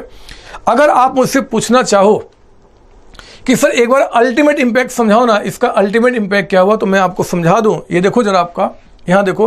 अच्छा एक मिनट, अल्टीमेट इंपैक्ट के पहले मैं अगली एंट्री बता दूं। यहाँ पे ड्यू डेट पे क्या होगा, ड्यू डेट पे आपका, जरा आप मुझे बताओ, आप ही बताओ कि ड्यू डेट पे एक से पैसा मांगने कौन जाएगा, सर सी जाएगा। सी ने जब एक से पैसा कलेक्ट किया होगा तो जरा बताओ, सी वो पैसा अपने पास रखेगा या फर्म को वापस कर देगा, सर अपने पास रखेगा। फर्म को क्यों देगा सर? तो चलो बताओ कि अगर इसने पैसा अपने पास रख लिया तो क्या इनके अकाउंट्स में कोई हलचल हुई बच्चे? कुछ इनके अकाउंट्स में चेंज होगा? नहीं होगा। अब तो इन्होंने जब बिल इनको दे दिया तो इनको तो कोई मतलब ही नहीं है। इनके अकाउंट में कोई चेंज नहीं होगा। तो मेरे बच्चे ड्यू डेट पे इनके बुक में क्या होगा, नो एंट्री। ध्यान दीजिए हम किसके बुक में एंट्री सीख रहे हैं, ड्रॉवर के बुक में, तो कोई एंट्री यहाँ पास नहीं होगा, कोई एंट्री पास नहीं होगा। आप प्लीज कॉपी कर ले, इसको कॉपी कर ले, जल्दी से कॉपी करेंगे आप, इसको कॉपी करेंगे। सर हो गया, सर हो गया। सर आपने इनका नरेशन क्यों नहीं लिखा, लिखा तो था क्वेश्चन नंबर 1 में, बार बार क्या लिखाना वही चीज़। आप बड़े बच्चे हैं, समझदार हैं, जो नई एंट्री आ रहा है उसको लिखा दे रहा हूँ, है ना, नई एंट्री को लिखा दे रहा हूँ आपका। अच्छा मेरा मन ना बहुत बहुत व्याकुल है बच्चे, मैं कुछ आपको समझाना चाहता हूँ कि इसका अल्टीमेट इंपैक्ट क्या हुआ। अल्टीमेट इंपैक्ट फॉर्म के बुक में ये देखिए आप, अल्टीमेट इंपैक्ट एक्स जो हमारा डेबिट था और क्रेडिट था वो कैंसिल हो गया। जो बिल्स रिसीवेबल हमारे पास आए थे वो भी हमारे पास से चले गए। तो देखो अल्टीमेटली क्या हुआ कि 2 लाख का हमने सेल किया है, और जितना सेल किया उतने से मेरी लायबिलिटी भी खत्म हो गई, क्योंकि सेल का जो पैसा था हमने सी को दे दिया, है ना। तो अल्टीमेट इंपैक्ट क्या निकल के आया बच्चे, 2 लाख का सेल किया और पहले से जो 2 लाख की लायबिलिटी थी उसका मैंने पेमेंट कर दिया, वो कर्ज खत्म हो गया आपका। मेरी बात समझ में आ रही है सर? हाँ जी सर, हाँ जी आई बात समझ में। सर एक काम करोगे, बोलो ना, क्या आप जो बोलो वो करने को तैयार हूं, आप जो बोलोगे वो करने को तैयार हूं। सर इस केस नंबर 3 के अंदर में एक क्वेश्चन और करा दो ना। चलो फिर ठीक है, मान लिया आपकी बात, आप जो कहोगे वो करने को तैयार हूं। मैं एक काम करता हूं, आपने कहा कि सर एक क्वेश्चन करा दो, तो लो मैं पहले क्वेश्चन नंबर 3 हटाता हूं, और सेम केस के अंदर में, सेम केस नंबर 3 के अंदर में बच्चे मैं आपको 4th क्वेश्चन कराता हूं। 4th क्वेश्चन, फोर्थ क्वेश्चन करते हैं। लेकिन ठहरो जरा, ठहरो, आज क्यों इतना जल्दबाजी है, क्यों हमारी जल्दबाजी है। एक बार जो क्वेश्चन नंबर 3 मैंने कराया, ये एक बार क्वेश्चन पढ़ ले, क्या बुक में क्वेश्चन क्या बोलता है। ऐसे कोई जरूरत है नहीं, बट फिर भी पढ़ लो, कोई बात नहीं। देखो क्वेश्चन नंबर 3 क्या बता रहा है, पढ़िए मेरे साथ। Firm sold goods to X for rupees 2 lakh. ये देखो गुड्स कितने का बेचा था, 2 लाख रुपए का। Received his acceptance payable after 3 months. ठीक है जी, बिल 3 महीने का है। Firm endorsed his acceptance to C और क्रेडिटर फॉर 2 लाख। कहता है कि फर्म ने बिल इंडोर्स किया था सी को, जो क्रेडिटर कितने का है, 2 लाख का। बोलता है on the due date bill was made.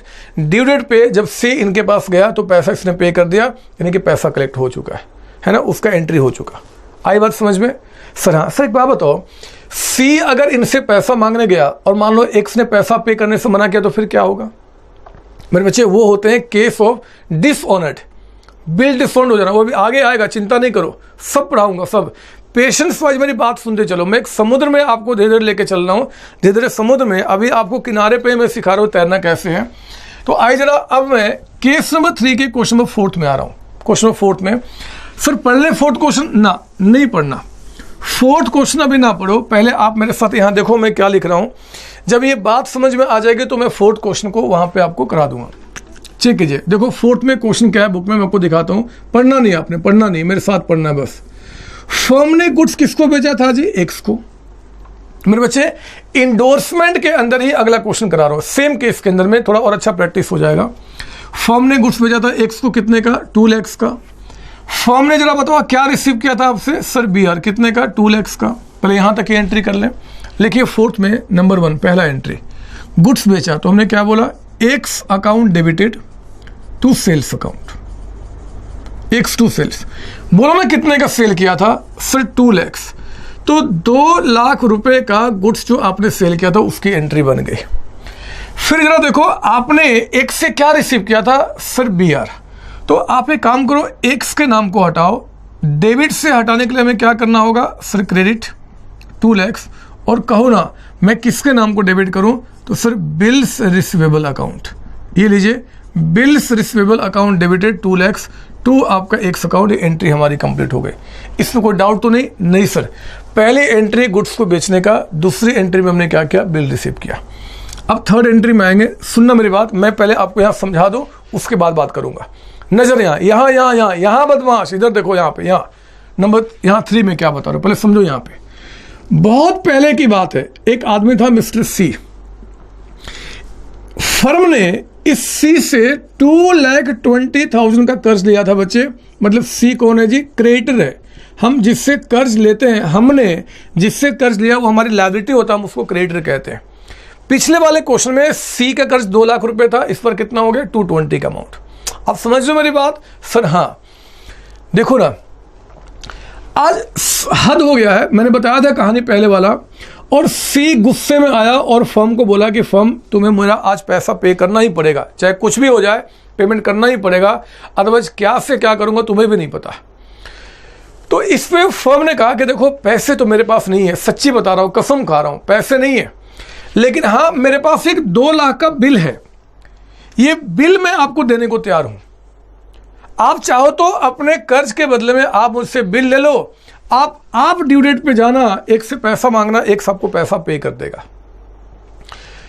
सी ने कहा कि यार कर्ज तो मेरा 2,20,000 रुपए का है, ध्यान से मेरी बात सुनना, कर्ज मेरा 220 का है और आप मुझे 2 लाख का बिल दे रहे हो, तो 220 में मुझे 2 लाख का ही तो पेमेंट मिला, बाकी 20,000 का क्या होगा, बाकी 20,000 का क्या होगा।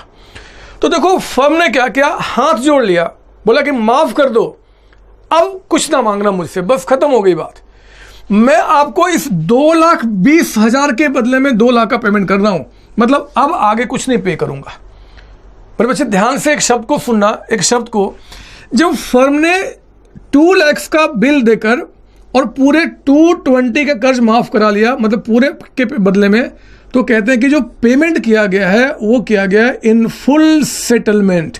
इन फुल सेटलमेंट, मेरी बात ध्यान सुनना, फुल सेटलमेंट का मतलब होता है, फुल सेटलमेंट का मतलब होता है कि 2,20,000 के बदले में 2 लाख का पेमेंट किया गया, मतलब एक तरीके से 20,000 रुपए की आपको क्या मिल गया जी, डिस्काउंट मिल गया, माफी मिल गई। फुल सेटलमेंट का मतलब मैंने बताया। आओ जरा मैं आपको दिखाऊं इसकी अब एंट्री क्या बनेगी। सुनो मेरी बात सुनो, मुझे बताइए कि फर्म के पास से बिल कितने का चला गया, फिर 2 लाख का। तो जो डेबिट था ना बच्चे, उससे मैं क्या करूंगा, क्रेडिट कर दूंगा। लीजिए फर्म के पास से 2 लाख का बिल चला गया, लेकिन मुझे कोई बताएगा कि फर्म के ऊपर से जो सी का लायबिलिटी है, लायबिलिटी वो कितने से कम होगा।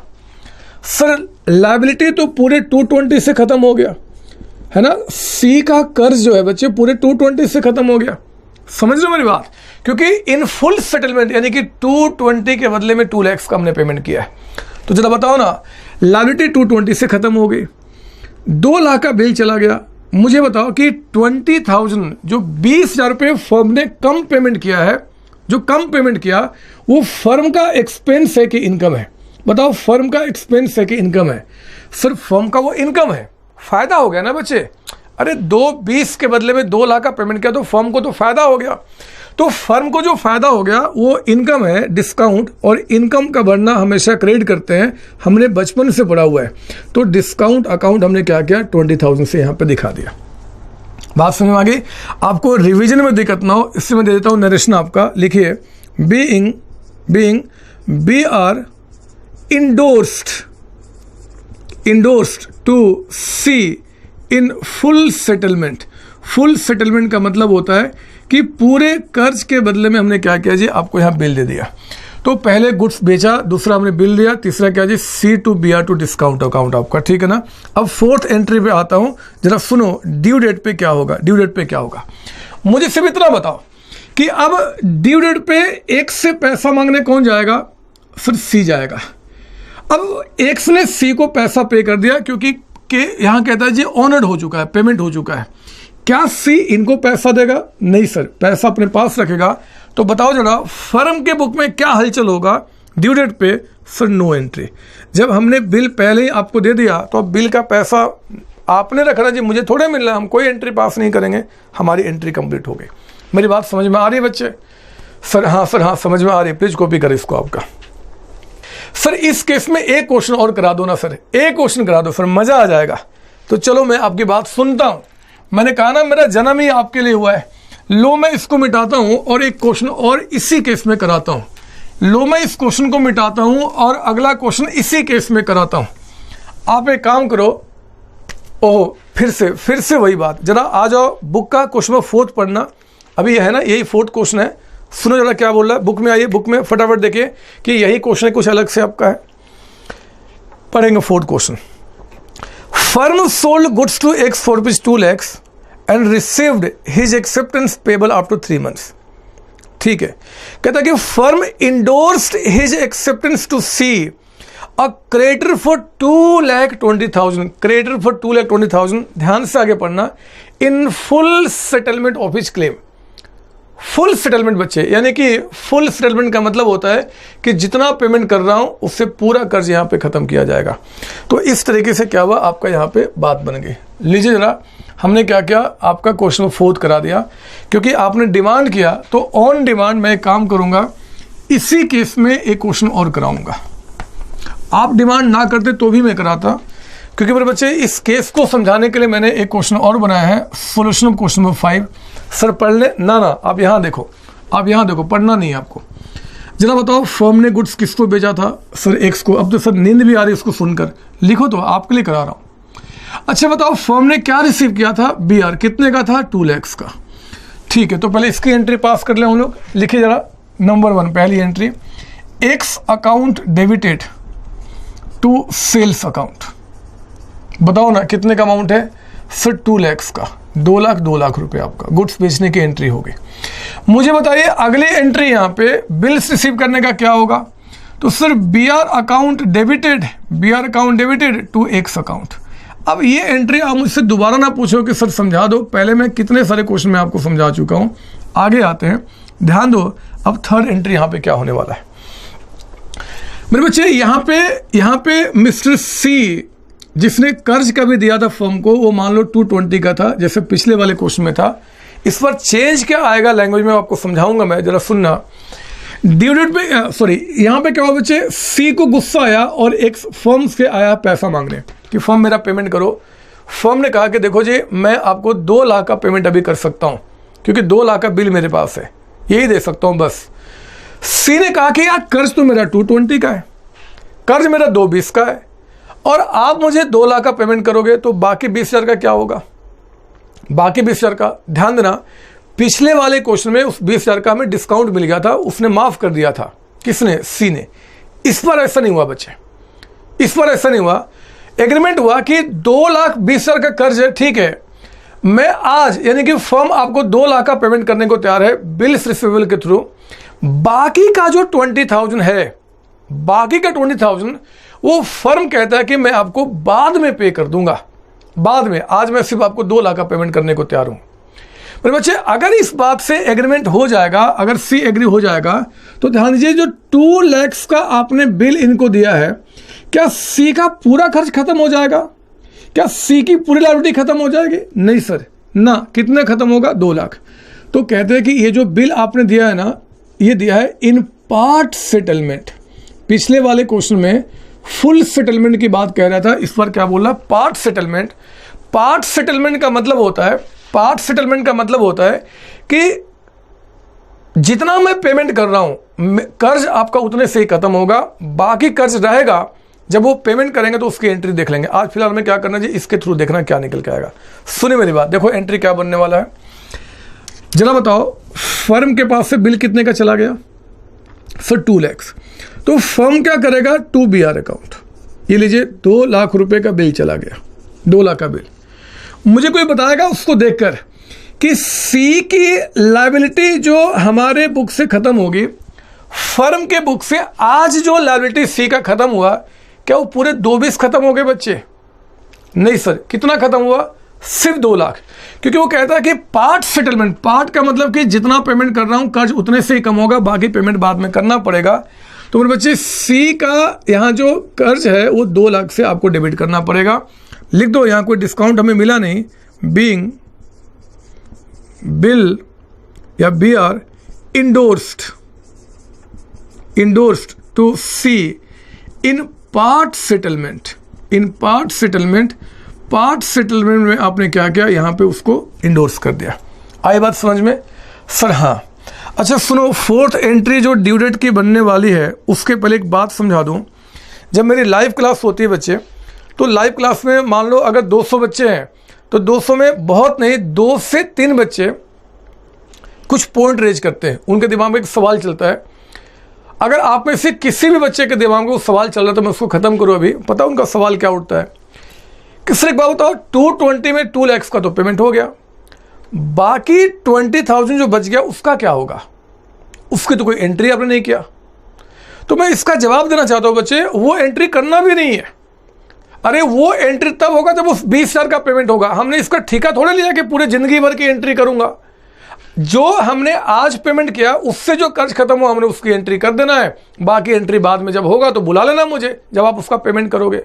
मैं सिर्फ इतना बताना चाहता हूं कि फर्म के बुक में जो सी का अकाउंट था, मान लो ऐसा था, पहले से कितना कर्ज था 220, तो बाई बैलेंस बीडी कर्ज पहले से कितना था जी 220 में जरा बताओ आज हमने बीआर देकर कर्ज कितने से खत्म कर लिया 2 लाख से, तो 2 लाख की एंट्री हो गया। कर्ज अभी और कितना बच गया यहाँ पे 20,000 रुपये, तो ये 20 जो बच गया जब मैं एंट्री करूंगा तब जब पेमेंट करूंगा तो एंट्री कर लूंगा, आज थोड़े कोई उसका एंट्री करना है। तो ऐसे सवाल अगर आपके दिमाग में आ रहे हैं तो आप उसको ख़त्म कर लीजिए और लीजिए मैंने आपकी सारी बातें मान ली। हाँ, ड्यू डेट पे क्या होगा जी, तो सी जो होगा बच्चे पैसा रिसीव करेगा, हमें थोड़े कुछ करना है, तो फर्म के बुक में लिख दो यहाँ पे नो एंट्री, कोई एंट्री यहाँ नहीं बनेगा, कोई एंट्री नहीं बनेगा। ये हमने काम पूरा किया। 3 केसेज मैंने ख़त्म कर लिए। पहले वाले केस में बिल केप्ट टिल मैच्योरिटी था बच्चे, अपने पास रखा था और बिल ऑनर्ड हो गया था, खुद जाकर हमने पैसा लिया था। दूसरे वाले केस में बिल हमने डिस्काउंट किया था। बिल डिस्काउंट का मतलब क्या, बिल बेच देना। सिंपल लैंग्वेज में क्या होता है जी, बिल बेचना उसको बोलते हैं बिल डिस्काउंट करना, जो बैंक ने कुछ चार्जेस काटे थे। तीसरे वाले केस में हमने देखा 3 क्वेश्चन। हमने तीसरे वाले केस को कैसे समझा जी, कि कर्ज के बदले में अगर मैं बिल आपको देता हूं तो उसको कहते हैं बिल को इंडोर्स करना। किसी पेमेंट के बदले में हमने बिल आपको दे दिया। बात समझ में आ रही है सर? हाँ जी, हमने 3 तरह के क्वेश्चन देखा और हाँ 2 शब्दों पे हमारी मास्टरी हुई। एक फुल सेटलमेंट का मतलब क्या होता है और एक पार्ट सेटलमेंट का मतलब क्या होता है। आइए जरा इसके अंदर में 4th केस के अंदर मैं आता हूँ। 4th केस के अंदर में इसको मैं मिटा दूँ सर? हाँ जी, लीजिए मैं इसको मिटाता हूँ और आपके लिए 4th केस के अंदर आता हूँ। 4th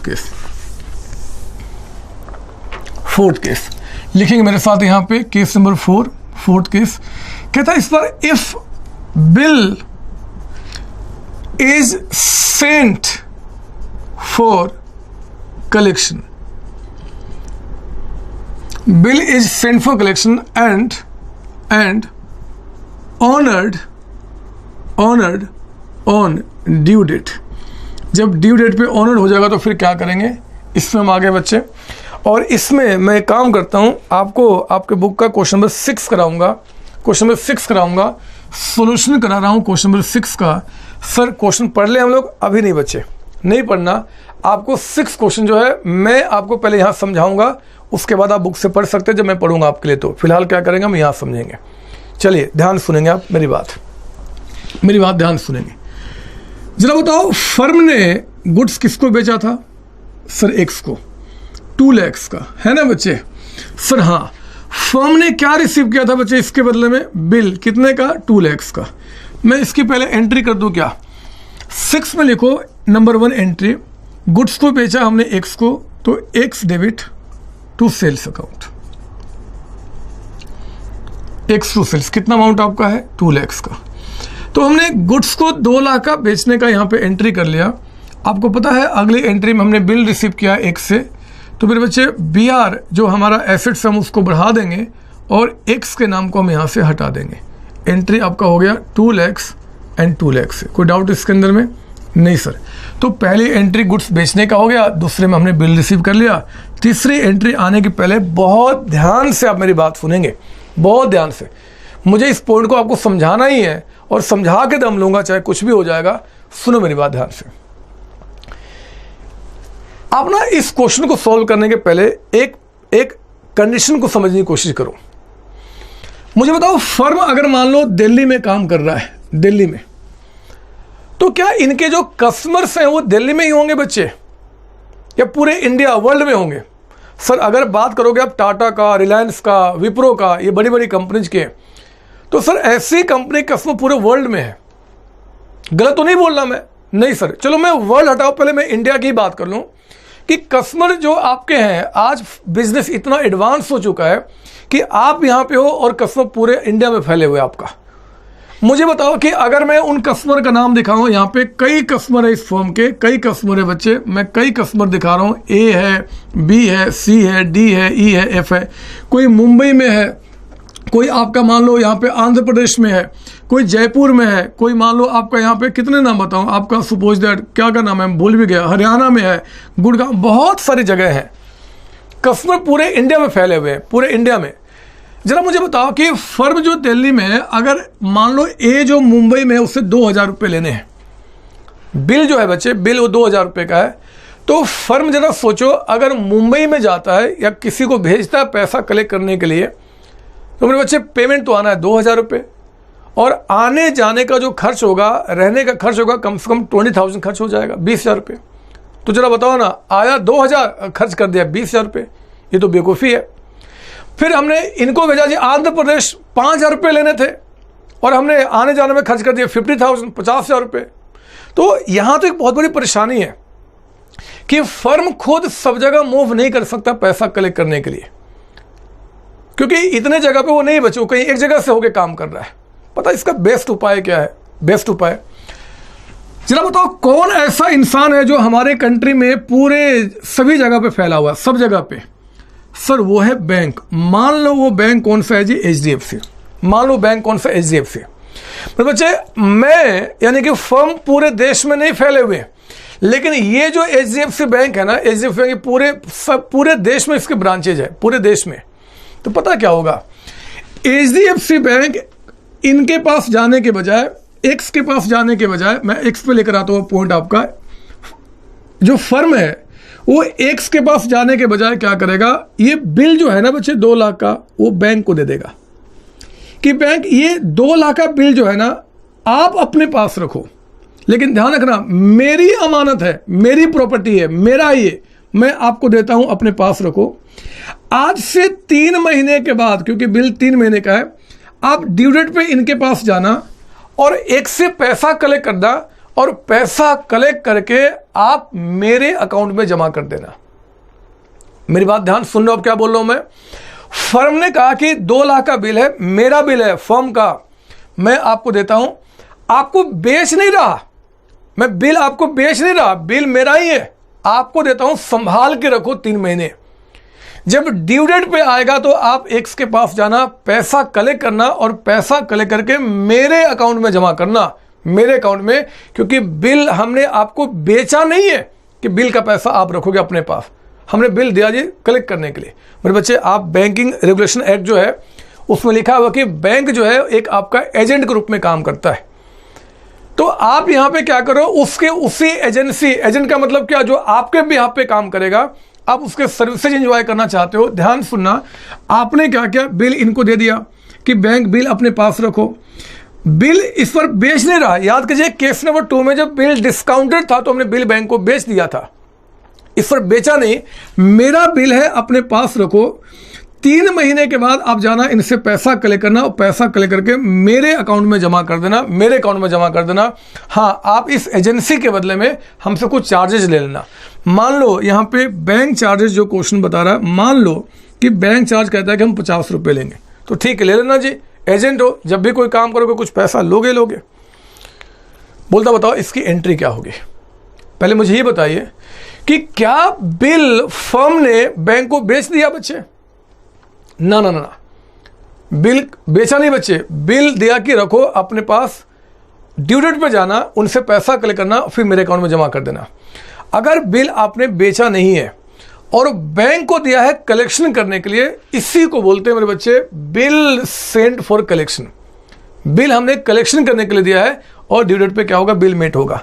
तो आइए जरा मैं आपको बताऊं कि जब बिल मैं कलेक्शन के लिए दूंगा तो एंट्री क्या होगा। बिल्कुल लॉजिकली मेरी बात सुनेंगे, रटना नहीं है आपको। ये देखो क्या होगा, हमारे पास से बिल चला जाएगा, क्योंकि ये बिल फर्म से कहाँ चला गया, बैंक के पास।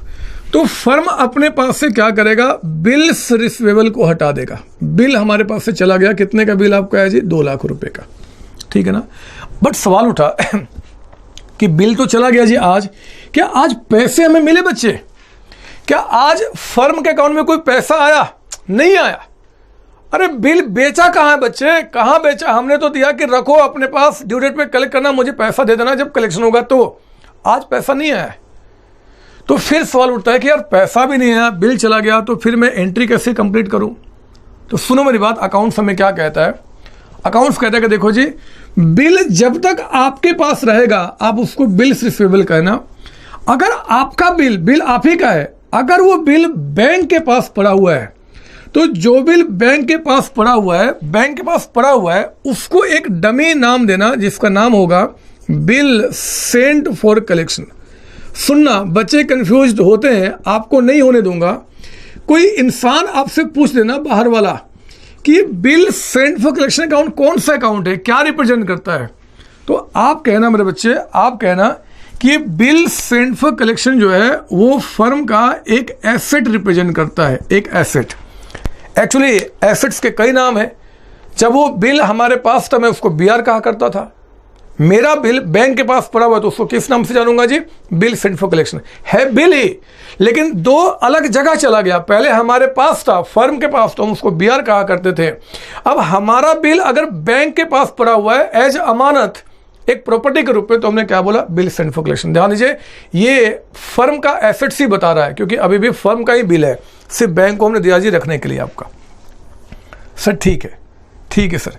अब जरा बताओ ड्यू डेट पे क्या होगा? ड्यू डेट पे मेरी बात सुनना, अच्छा लगेगा। आप बताइए ड्यू डेट पे इस एक से पैसा मांगने कौन जाएगा? बताओ ड्यू डेट पे एक से पैसा मांगने कौन जाएगा? सर ड्यू डेट पे एक से पैसा मांगने फर्म गया होगा, है ना बच्चे, सॉरी एचडीएफसी बैंक। आप बताओ जो पैसा इससे लिया होगा 2 लाख रुपए, क्या एचडीएफसी बैंक वो 2 लाख रुपए ड्यू डेट पे अपने पास रखेगा या फिर फर्म के अकाउंट में जमा करेगा? बोलो ना।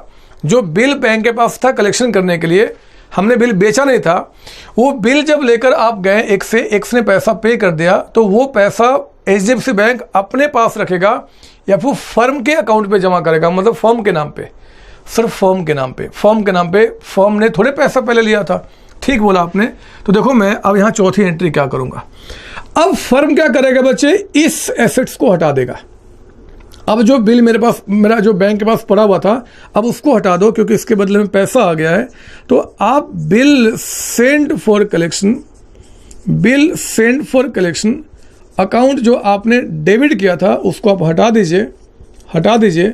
और इसकी जगह पे मेरे बच्चे, इसकी जगह पे क्या करेंगे? आपने कैश रिसीव कर लिया, बट क्योंकि वो पैसा आपके बैंक अकाउंट में गया होगा, बैंक ने पैसा कलेक्ट करके आपके अकाउंट में जमा कर दिया होगा, तो आप बैंक अकाउंट में डेबिट कर देंगे 2 लाख का अमाउंट। बात समझ में आ रही है सर? हाँ जी। तो लिखो ना, इसका लिख दो नरेशन पहले, ताकि क्लियरिटी आ जाएगी रिवीजन के टाइम पे। इसका नरेशन है बीइंग बीआर, यानी कि बिल सेंट फॉर कलेक्शन। हमने बैंक को जो कलेक्शन के लिए दिया, हमने उसकी एंट्री पास की है। ये एंट्री बना बच्चे आपका। और ये क्या है? बीइंग बीआर बिल ऑनर्ड हो गया। ऑनर्ड यानी कि पैसा मिल गया ऑन ड्यू डेट। जब पैसा मिल गया तो हमने क्या किया जी? हमारा बैंक में पैसा बढ़ गया है और इस नाम को हमने हटा दिया। हाँ, बैंक ने हमसे अलग से चार्जेस लिए हैं, तो हम उसकी एंट्री कर देंगे। कितना चार्ज काटा बैंक ने? 50 रुपीज़। बताओ बैंक अगर चार्जेस काटेगा तो क्या आपसे पैसा मांगने आता है? ना, आपके अकाउंट से ही माइनस कर देता है। तो पता क्या करेंगे? बैंक ने जो चार्ज काटा वो फर्म का एक्सपेंस है। एक्सपेंस बढ़ना डेबिट होता है, बचपन से सीख रहे हैं हम लोग यहाँ पे। तो बैंक चार्ज को डेबिट कीजिए 50 रुपीज़ आप। और क्या बोलना जी? बैंक ने हमारे अकाउंट से माइनस कर लिया होगा, तो हमारा बैंक में 50 रुपये यहाँ से माइनस हो गया होगा। एंट्री समझेंगे? बैंक चार्ज मेरा एक्सपेंस से हमने डेबिट किया और बैंक से हमारा पैसा कट गया होगा जी चार्ज, तो वो हमने क्या किया? बैंक से माइनस कर दिया। बैंक हमसे मांगने नहीं आता, अकाउंट से ही माइनस कर लेता है। सिर्फ बात बताओ, क्या ये दोनों एंट्री क्लब नहीं हो सकती? कर सकते हैं बच्चे, कर सकते हैं, बट क्यों करेंगे? अच्छा लग रहा है। इसको अलग कीजिए, इसको अलग कीजिए, पूरी बात दिमाग में बैठेगी आपका। चार्ज की एंट्री हमेशा अलग से कर देना, इसकी एंट्री अलग कर देना, ठीक है ना? तो लीजिए, हमने बिल सेंट फॉर कलेक्शन का भी मतलब आपको बता दिया। कोई बाहर वाला इंसान जब आप क्लास से बाहर निकलेंगे और कोई पूछ दे कि जरा बताओ जी बिल सेंट फॉर कलेक्शन ये आपका एसेट्स है, लायबिलिटी है, कैपिटल है, क्या है? तो बोलना कि एसेट्स है। बिल जब तक हमारे पास था हम उसको बीआर करते थे। हमारा बिल बैंक के पास पड़ा हुआ है तो हम क्या बोलेंगे? Bill sent for collection. ये एसेट्स होता है बच्चे। अच्छा सर, तो लीजिए, मैंने आपको 4 केसेज प्रॉपर तरीके से समझाए हैं। पहले वाले केस में क्या था बच्चे? Bill capital maturity. दूसरे वाले में बिल डिस्काउंटेड। तीसरे वाले में बिल हमने क्या किया था जी? आपका इंडोर्स किया था। चौथे में बिल सेंट फॉर कलेक्शन आपका। चारों केस मैंने बताया है। मैं इस पर कुछ नोट लिखाना चाहता हूँ आपको, कुछ थ्योरी के साथ साथ। हम उस नोट को कंप्लीट करते हैं और उसके बाद फिर हम क्लास को आगे बढ़ाएंगे और देखेंगे कि ये तो ऑनर्ड की बातें हो रही हैं, अगर बातें डिसऑनर्ड की हो जाए तो फिर हम क्या करेंगे। तो आओ जरा यहाँ पे लिखिए मेरे साथ, यहाँ पे लिखेंगे आप मेरे साथ करेंगे यहाँ पे नोट नंबर 1। लिखिए मेरे साथ नोट नंबर 1। एक काम करना, नोट नंबर 1 में आपको दिखा रहा हूं, entries for honoured of bill on due date at a glance. मतलब मैं आपको दिखाना चाहता हूं कि जो हमने ऑनर्ड वाली जो एंट्री की चारों केस में, ड्यू डेट के टाइम पे वो एंट्री क्या क्या था, ताकि आपको बहुत अच्छी तरीके से बात समझ में आए। देखो मैं क्या कर रहा हूं, पहले देख लो, उसके बाद जगह बनाना आप। मैं आपके रजिस्टर के पेज के ऊपर से 6 से 7 लाइन जगह जो है उसको 4 पार्ट में यहाँ पे हमने डिवाइड कर दिया। पहले समझ लो, उसके बाद लिखना। चाहो तो जब समझ में आ जाए तो वीडियो पॉज कर लेना, उसके बाद लिख देना। देखो मैं क्या कर रहा हूँ, मेरे पास 4 केस था। पहला केस क्या था जी, बिल जो आपका था केप्ट टिल मैच्योरिटी था ना बच्चे, पहला सर हाँ। दूसरा था बिल आपका डिस्काउंटेड, बिल जो था आपने डिस्काउंट किया था। डिस्काउंट का मतलब कि आपने बैंक को बेच दिया था। तीसरे वाले केस में बिल यानी कि BR आपने इंडोर्स किया था बच्चे क्रेडिटर को। और चौथे में आपका बिल आपने सेंड किया था, सेंड फॉर कलेक्शन, हमने बैंक को दिया था कलेक्शन करने के लिए। आज जरा एक बार देखें एट अ ग्लांस कि हमने क्या एंट्री करना है, यहाँ पे क्या एंट्री करना है चारों ही केस में बताइए जरा कि ड्यू डेट पे जो आपने एंट्री पास किया था, पहले वाले केस में क्या एंट्री हुआ था बताओ जरा। ड्यू डेट पे हमने पैसा रिसीव किया था, याद कीजिए, cash account debit. Last entry की बात कर रहा हूं आपका ड्यू डेट पे, और आपके पास से बिल चला गया था टू BR अकाउंट, यही क्या था ना बच्चे सर हाँ। अब बताओ डिस्काउंटेड वाले केस में क्या एंट्री किया था, नो एंट्री, क्योंकि बिल आपने बैंक को बेच दिया था तो पैसा बैंक ने कलेक्ट किया, अपने पास रखा, आपको थोड़े दिया था। तो मेरे बच्चे यहाँ पे ड्यू डेट पे हमारे बुक में कोई एंट्री पास नहीं हुआ था। इंडोर्समेंट में क्या हुआ था, नो एंट्री, क्योंकि पैसा C ने कलेक्ट किया, अपने पास रखा, हमें कुछ नहीं। हाँ यहाँ पे एंट्री क्या किया था जी हमने, तो याद कीजिए बैंक में पैसा गया था ड्यू डेट पे, बैंक ने पैसा कलेक्ट करके आपके अकाउंट में जमा किया था और आपने कहा था to bill send for collection. अभी मैं बैंक चार्ज की बात नहीं कर रहा, अभी मैं बात कर रहा हूँ सिंपली यहाँ पे जो हमने ऑनर्ड की एंट्री किया था ड्यू डेट पे चारों ही केस में। ठीक है बच्चे, कोई डाउट इसके अंदर में? नहीं सर नहीं, ये ठीक है। तो ये हमारा नोट नंबर 1 हुआ। अब देखो ये जो नोट नंबर 1 है इसको यहाँ से आपने क्या किया, क्लोज कर दिया। थोड़ा सा जगह अभी छोड़ा हमने, यहाँ पे क्यों छोड़ा मैं आपको बताऊंगा। आप ये जगह आप भी छोड़ेंगे और फिर मेरे साथ लिखेंगे नोट नंबर 2। नोट नंबर 2 आप ये जगह छोड़ के नोट नंबर 2 पे आप आइए मेरे साथ। यहाँ पे नोट नंबर 2 सुनना क्या बोल रहा हूँ मैं, लिखेंगे। अब यहाँ पे parties involved in bills of exchange. Bills of exchange जो चैप्टर हम पढ़ रहे हैं, इस चैप्टर में कौन कौन से पार्टीज हैं जी जो यहाँ पे इन्वॉल्व होते हैं बच्चे, मतलब कौन कौन से लोग होते हैं। तो लिखिए नंबर 1 पहला ड्रॉवर। सर ड्रॉवर कौन होता है, तो हमने बताया था ना, लिखेंगे the person who draws the bill, जो बिल ड्रॉ करेगा उसी को हम क्या बोलते हैं, ड्रॉवर। बताइए कि हमारे ऊपर के 4 केसेज में कौन ड्रॉवर था, सर फर्म था, फर्म। तो रिवीजन में दिक्कत ना हो इसलिए मैं बता दूं, यहाँ पे फर्म था बच्चे। एग्जाम में फर्म नहीं लिखना, आपको सिर्फ ये लिखना है। सेकंड में आई जरा यहाँ पे ड्रॉई कौन था बताइए, तो लिखेंगे the person who accepts the bill, जो बिल को एक्सेप्ट करेगा उसको बोलते हैं आपका ड्रॉई। जरा बताइए हमारे एग्जाम्पल में कौन था वो, मिस्टर एक्स था बच्चे। हाँ मैं कह सकता हूँ इसके बाद आगे कि ड्रॉई is also called acceptor of bill. Acceptor जिसने बिल को एक्सेप्ट किया, एक्सेप्टर ऑफ बिल, आप एक्सेप्टर ऑफ बिल के नाम से इसको जानते हैं। ठीक है ना सर हाँ जी, ड्रॉवर हो गया, ड्रॉई हो गया। तीसरा आप यहां लिखेंगे पेई। सर पेई कौन होता है, नाम को ध्यान से शब्दों को मैच करेंगे आप, नाम से कंफ्यूज नहीं होना। देखो ये क्या बोलते हैं, पेई का मतलब the person oblique party who receives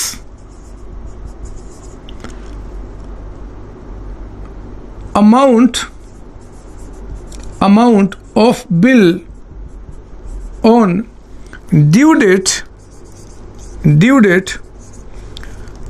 from drawee। मेरे बच्चे ध्यान दीजिए क्या बोला कि जो आदमी या जो पार्टी रिसीव करता है, receive amount of bill on due date from the drawee. Drawee से ड्यू डेट पे जो आदमी पैसा रिसीव करेगा, मेरे बच्चे वही पेई कहा जाएगा। बात समझ रहे हो सर? हाँ। तो देखो एक सवाल पूछूंगा अभी, गारंटी के साथ आप में से कोई बच्चा उसका सवाल जवाब सही नहीं देगा। गारंटी के साथ कहता हूं, गारंटी के साथ। अगर आपको लगता है कि नहीं जी आप सही जवाब दोगे तो जनाब मेरे इस मिथ को आप तोड़ना। देखो अभी तक जितने सारे बच्चों से सवाल पूछा सबने गलत जवाब दिया, आज तक की बात कहता हूं, देखता हूं आपका क्या होता है। लेकिन फिलहाल मैं पहले इसको समझा दूं, उसके बाद वो सवाल पूछूंगा। ये देखो जरा यहाँ पे पे का मतलब जो आदमी या जो पार्टी ड्यू डेट पे पैसा रिसीव करता है उसको बोलते हैं पे। मुझे बताइए कि पहले वाले केस में पैसा किसने रिसीव किया था? जो फर्स्ट केस किया था पैसा किसने रिसीव किया था? तो देखो याद कीजिए फर्म ने ही पैसा रिसीव किया था। पैसा किसने रिसीव किया? जब फर्म ने, याद कीजिए 3 महीने तक बिल फर्म ने अपने पास रखा था और जाके ड्यू डेट पे पैसा रिसीव किया था। तो मान लो आप नीचे वाले कॉलम लिखेंगे आप कि अगर कोई बोले कि जरा बताओ पहले वाले केस में पेई कौन है, तो क्या बोलूँगा? फर्म हमारा पेई है। फर्म मतलब फर्म हमारा ड्रॉर भी था बच्चे जिसने बिल लिखा था, और वही पेई है क्योंकि वही पैसा रिसीव कर रहा है। ठीक है, जरा बताओ सेकंड वाले केस में जब बिल हमने बैंक से डिस्काउंट किया था तो ड्यू डेट पे एक से मतलब ड्रॉई से पैसा किसने लिया था? सर बैंक ने। तो पे कौन हो गया? HDFC, यानी कि बैंक हो गया बच्चे यहाँ पे। ठीक है ना, जो पैसा रिसीव करेगा ड्यू डेट पे वही पे होता है, तो पे कौन यहाँ पे हो गया? आपका बैंक हो गया। अब बताओ जब बिल हमने इंडोर्स किया था सी को, तो पे कौन था? सर सी, क्योंकि ड्यू डेट पे सी जाके पैसा रिसीव किया था बिना किसी डाउट के। ये बातें आपके दिमाग में बैठनी चाहिए। सर ठीक है, ये तो सर बैठ गया, लेकिन सर मुझे ये बताओ कि इस लास्ट वाले केस में कौन पे होगा? ना ना ना ना, आप ना पूछो मुझसे, ये आप ना पूछो, ये मेरा सवाल है। ये हर एक क्लास में मैं पूछता हूं, इसमें मेरा अधिकार है पूछने का। बच्चे आप कैसे पूछ सकते हो? इतनी सारी बातें मैंने समझा दी, इतने सारे नोट लिखा दिए। आप मुझे बताओ ना, आप मुझे बताओ कि ये चौथे वाले केस में पेई किसको बोलूंगा? चौथे वाले केस में पे किसको बोलूंगा? क्योंकि पे का मतलब होता है कि जो आदमी ड्यू डेट पे पैसा रिसीव करता है हम उसको पे ही बोलते हैं। जरा बताओ पे कौन बनेगा? आप कहो, अगर आप कहो तो मैं थोड़ा सा आपको हिंट देने को तैयार हूं। अगर आपका आंसर जो मैं जो बताऊंगा यहां पे उससे मैच कर गया तो आप मुझे एक बार कह देना, मैं आऊंगा और जहां भी जिस स्टेट में जिस देश में आप होगे वहां पे आके आपको चॉकलेट खिलाऊंगा। इस बात की गारंटी देता हूं। लेकिन मुझे विश्वास है कि कोई बच्चा इसका जवाब सही जवाब दे ही नहीं सकता, नहीं दे सकता। अगर आपने यही सोचा होगा जो मैं बता रहा हूं तो आप मुझे सिर्फ बता देना, मैं पक्का खिलाऊंगा चॉकलेट, पक्का खिलाऊंगा। सुनो पहले मेरा हिंट लो, मैं आपको एक हिंट देता हूं और हिंट में 2 ऑप्शन दे देता हूं। आपको जो अच्छा लगे आप बता देना, आंसर उसी में से कोई एक है। सुनिए, पे का मतलब होता है बच्चे जो ड्यू डेट पे जाके पैसा रिसीव करता है फ्रॉम ड्रॉई।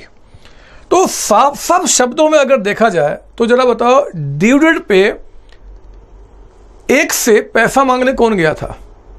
बैंक। हमने बिल बैंक को दिया था ना बच्चे कि जाओ कलेक्ट करना।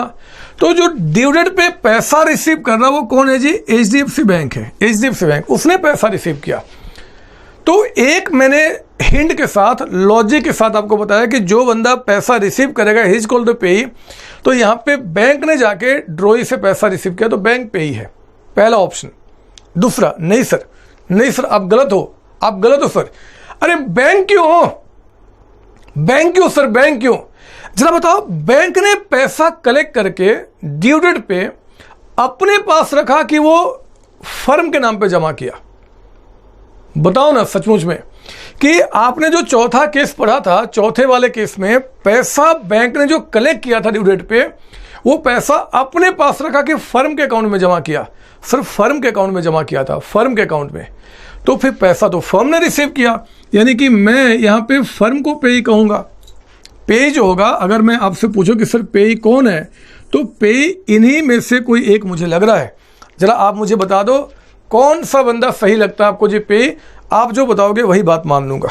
बोलो जरा कौन पेई यहाँ पे, बोलो जरा। मैं थक चुका हूँ इतने समय तक आपको समझाते समझाते। मुझे विश्वास है कि आप सही जवाब देंगे, लेकिन आत्मा मेरी कह रही है कि आप कभी सही हो ही नहीं सकते। सर सोच लिया सर, फिर बताओ ना आंसर क्या है। सर पेई यहाँ पे होगा, फर्म होगा, फर्म। पेई सर यहाँ पे फर्म होगा। अरे पैसा एक्चुअली फर्म के तो अकाउंट में गया, सर फर्म होगा। यही सोच रहे हो ना सर? हाँ। कुछ बच्चे बोलते कि नहीं सर पेई यहाँ पे कौन होगा जी, HDFC बैंक आपका होगा, क्योंकि बैंक ने पैसा रिसीव किया। कुछ यही सोच रहे हो सर? हाँ। सर छोड़ो ना, बताओ ना हम क्या सोच रहे हैं, छोड़ो, दिमाग फट रहा है, बताओ आंसर सही क्या है सर, आंसर बताओ। तो मेरे बच्चे आंसर, अगर आप सोच रहे हो कि फर्म है पेई, अगर आप सोच रहे हो फर्म है पेई, तो मेरे बच्चे ये आंसर गलत है, ये गलत है। मुझे पता है आप बदमाश हो, आप यही सोच रहे थे। अरे पेई यहाँ पे HDFC बैंक है, लिखो पहले यहाँ पे HDFC, फिर मैं आपको मीनिंग समझाता हूँ ऐसा क्यों। लिखो पहले यहाँ पे। सर लिख लिया सर, लेकिन सर आत्मा गलत जवाब दे रही है, बोले कि ऐसा थोड़े है, वो तो फर्म होना चाहिए। आओ मैं फिर यहाँ पर दिखाऊँ आपकी आत्मा को। अरे साफ शब्दों में कहा था कि जो भी इंसान पैसा रिसीव करेगा ड्यू डेट पे, ड्रॉई से, उसी को बोलते हैं पेई। जो पैसा रिसीव करेगा, बताओ पैसा रिसीव किसने किया, मतलब ड्रॉई से पैसा मांगने गया कौन, पैसा रिसीव किसने किया बच्चे? सर बैंक ने रिसीव किया है, बैंक ही बिल को लेके जाके प्रेजेंट किया, पैसा रिसीव किया। तो मेरे बच्चे बैंक जो है वो पेई कहा जाएगा। हमने कहाँ लिखा कि अल्टीमेटली जो पैसा रिसीव करता वो पेई होगा? कहीं लिखा बच्चे हमने अल्टीमेटली? ना। तो साफ शब्दों में तो लिखा हुआ है जो पैसा ड्यू डेट पे ड्रॉई से रिसीव करेगा he is called the payee. Since bank has received that amount on due date from payee, drawee आपका, he is called the payee, that's it. और कोई यहाँ पे इफ और नहीं है। अगर आप कहते हो कि सर अल्टीमेटली पैसा तो बैंक फर्म के पास गया, तो बदमाश चारों केस में अल्टीमेटली पैसा फर्म के पास ही गया है। ये पैसा यहाँ पे हमने पहले ले लिया था बैंक से, आपका बैंक से, यहाँ सी हम बहुत पहले पैसा ले चुके हैं, तो पैसा एनी हाउ अल्टीमेटली तो फर्म के पास ही आ रहा है, लेकिन फर्म थोड़े पेई हो जाएगा। पेई का मतलब होता है ड्यू डेट पे जो पैसा रिसीव करेगा वही पेई होगा और वही पेई होगा। बस आई बात समझ में? सर हाँ। तो ठीक है, अब देखो फोर्थ नोट मेरा इसी से जुड़ा हुआ है, नज़र यहाँ डालो, नज़र यहाँ देखो। पहले वाले केस में जो ड्रॉवर था बच्चे, ड्रॉवर था, और जो पेई था, दोनों सेम है। फर्म ही ड्रॉवर है और फर्म ही पेई है पहले वाले केस में, लेकिन सारे केस में नहीं। सिर्फ फर्स्ट केस में ड्रॉवर और पेई सेम है। ड्रॉवर और पेई दोनों कौन है आपका? फर्म। ड्रॉवर एंड पेई कौन है? फर्म। दूसरे वाले केस में ड्रॉवर तो फर्म है, लेकिन पेई कौन है बच्चे? HDFC bank. यहाँ ड्रॉवर तो फर्म है, लेकिन पेई कौन है? आपका सी, और यहाँ पे बैंक। तो अगर एग्जाम में ऐसा वर्ड आ जाए, लिखो यहाँ पे, अगर कहता है क्वेश्चन कि ड्रॉवर एंड पेई may be the same person, अगर कहता है कि दोनों आपके यहाँ पे सेम होंगे, दोनों सेम होंगे, तो बच्चे ऐसे सेंटेंस को आप ट्रू कह देना, ये ट्रू है, सही है। लेकिन अगर आ जाए कि ड्रॉवर एंड पेई will always be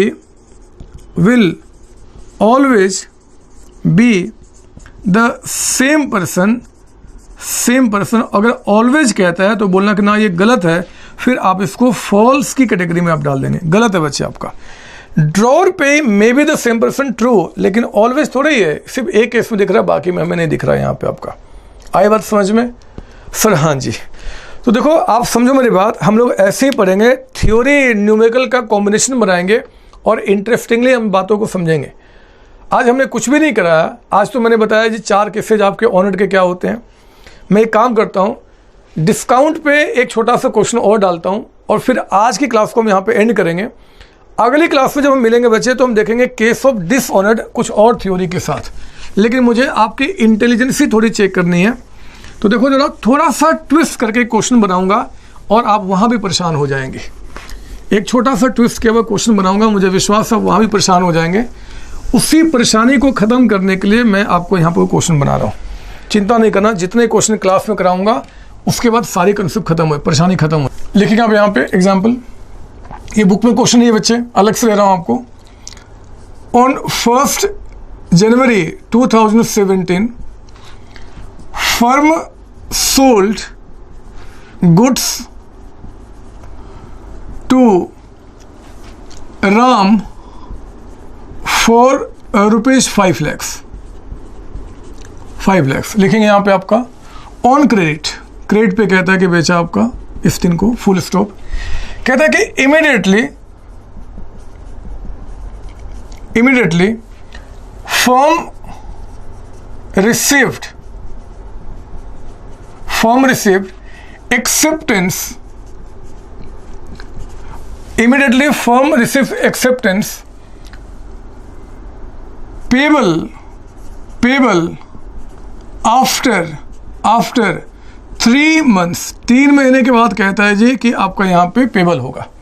ठीक है ना, ध्यान सुनना आगे क्या बता रहा है यहाँ पे। कहता है ऑन 1 फरवरी 2017, ऑन 1 फरवरी 2017 कहता है कि फर्म डिस्काउंटेड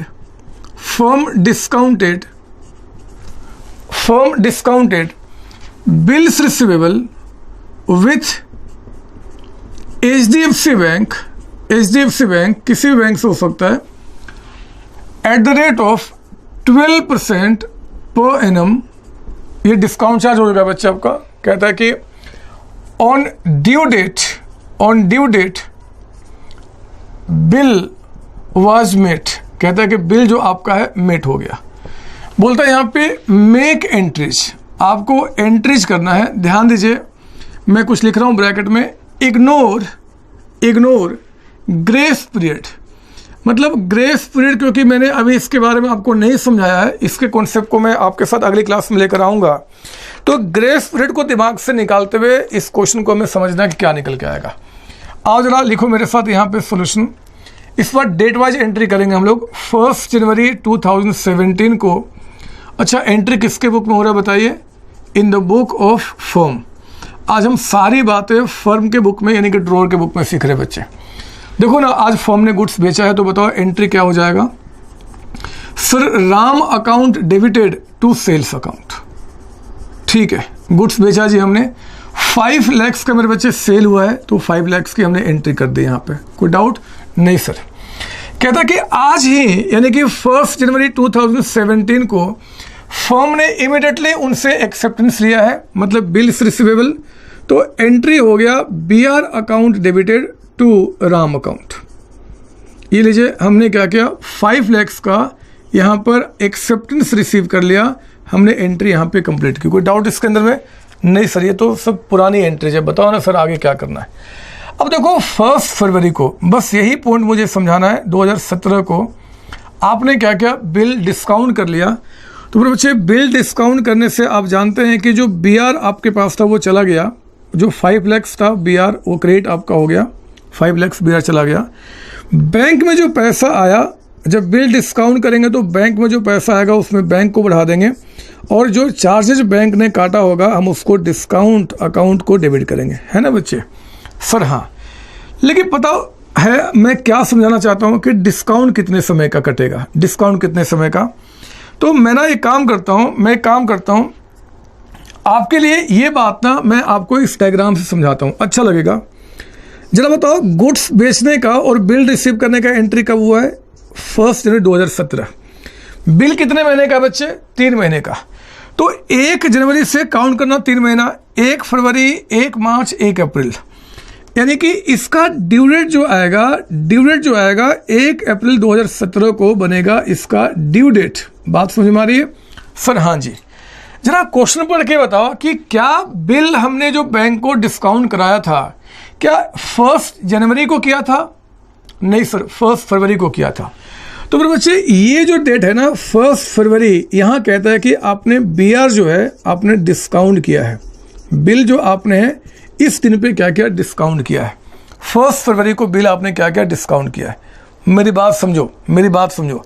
आपने 1 फरवरी को अगर बिल डिस्काउंट कराया तो मुझे बताओ बैंक जो चार्ज काटेगा डिस्काउंट का, ये जो 5 लाख का बिल है, 5 लाख के बिल पे 12% के हिसाब से जो डिस्काउंट चार्ज काटा जाएगा वो कितने महीने का काटा जाएगा? बताओ ना कितने महीने का, बताओ जरा कितने महीने का। क्या बैंक को मैं पूरे 3 महीने का चार्ज कटवाऊंगा बच्चे? क्या बैंक पूरे 3 महीने का काटेगा? ना ना ना ना, बैंक उतने समय का ही चार्ज काटेगा जितने समय बिल बैंक के पास रहेगा। कॉमन सेंस यार। अगर हमने 1 महीना रख लिया तो बिल जो बैंक के पास है, जो बिल जो बैंक के पास है सिर्फ 2 महीने तो रहेगा। अगर बिल बैंक के पास 2 महीने रहेगा तो बिल का 5 महीने का चार्ज या 3 महीने का बैंक कैसे काट सकता है? समझो मेरी बात। अगर हमने 2 महीना पहले बिल का डिस्काउंट कराया हुआ है तो ध्यान दीजिए जितने समय बिल बैंक के पास रहेगा डिस्काउंट चार्ज बैंक उतने महीने का ही काटेगा, क्योंकि बिल 2 महीना उसके पास है तो 2 महीने का चार्ज आप यहाँ काटेंगे। बताइए कितना आ गया? सर ये आ गया आपका 10,000 का अमाउंट, 10,000। समझो मेरी बात। ये बातें एग्जाम में बहुत बनती है, बच्चे परेशान होते हैं, जो आपको नहीं होना। तो डिस्काउंट कितना कट गया जी? 10,000। तो बताओ ना बैंक में कितना आ जाएगा? सिर्फ 4,90,000 का अमाउंट, 490। बस खत्म हो गई बात। ड्यू डेट कब आ गया आपका? 1 अप्रैल 2017 है ना बच्चे। ड्यू डेट पे आपका क्या बाजे? बिल कहता है कि मिट हो गया। तो आइए जरा बताओ हमारे बुक में क्या एंट्री होगा? Sir no entry. जब बिल हम बैंक को बेच चुके हैं तो बैंक पैसा कलेक्ट करेगा, अपने पास रखेगा, हमें एंट्री यहाँ पे क्या करना? हमें कोई एंट्री पास नहीं करना। लीजिए हमारा काम यहाँ पे पूरा आपका हो गया। सिर्फ ये पॉइंट मुझे समझाना था, बाकी बातें तो सिंपल है। तो ध्यान दीजिए आज मेरे बच्चे हमने क्या किया? ऑनर्ड के बारे में सीखा कि अगर बिल ऑनर्ड होगा तो क्या होगा। आज मैं क्लास यहीं पर रुकूंगा। मुझे पता है कि आपको सारी बातें समझ में आ गई हैं, फिर भी कोई दिक्कत होगी तो जो मेरा डाउट सेशन का टाइमिंग है उस टाइमिंग के अंदर में आप मुझे कॉल कीजिए। मैं बिल्कुल परेशान नहीं होता, मैं आपके एक एक सवाल का जवाब देता हूँ। चलिए तब तक आप सबको बाय बाय टाटा, नेक्स्ट टाइम मिलते हैं। अभी बुक के किसी क्वेश्चन को आपको टच नहीं करना, किसी क्वेश्चन को टच नहीं करना। ओके बच्चे, थैंक यू।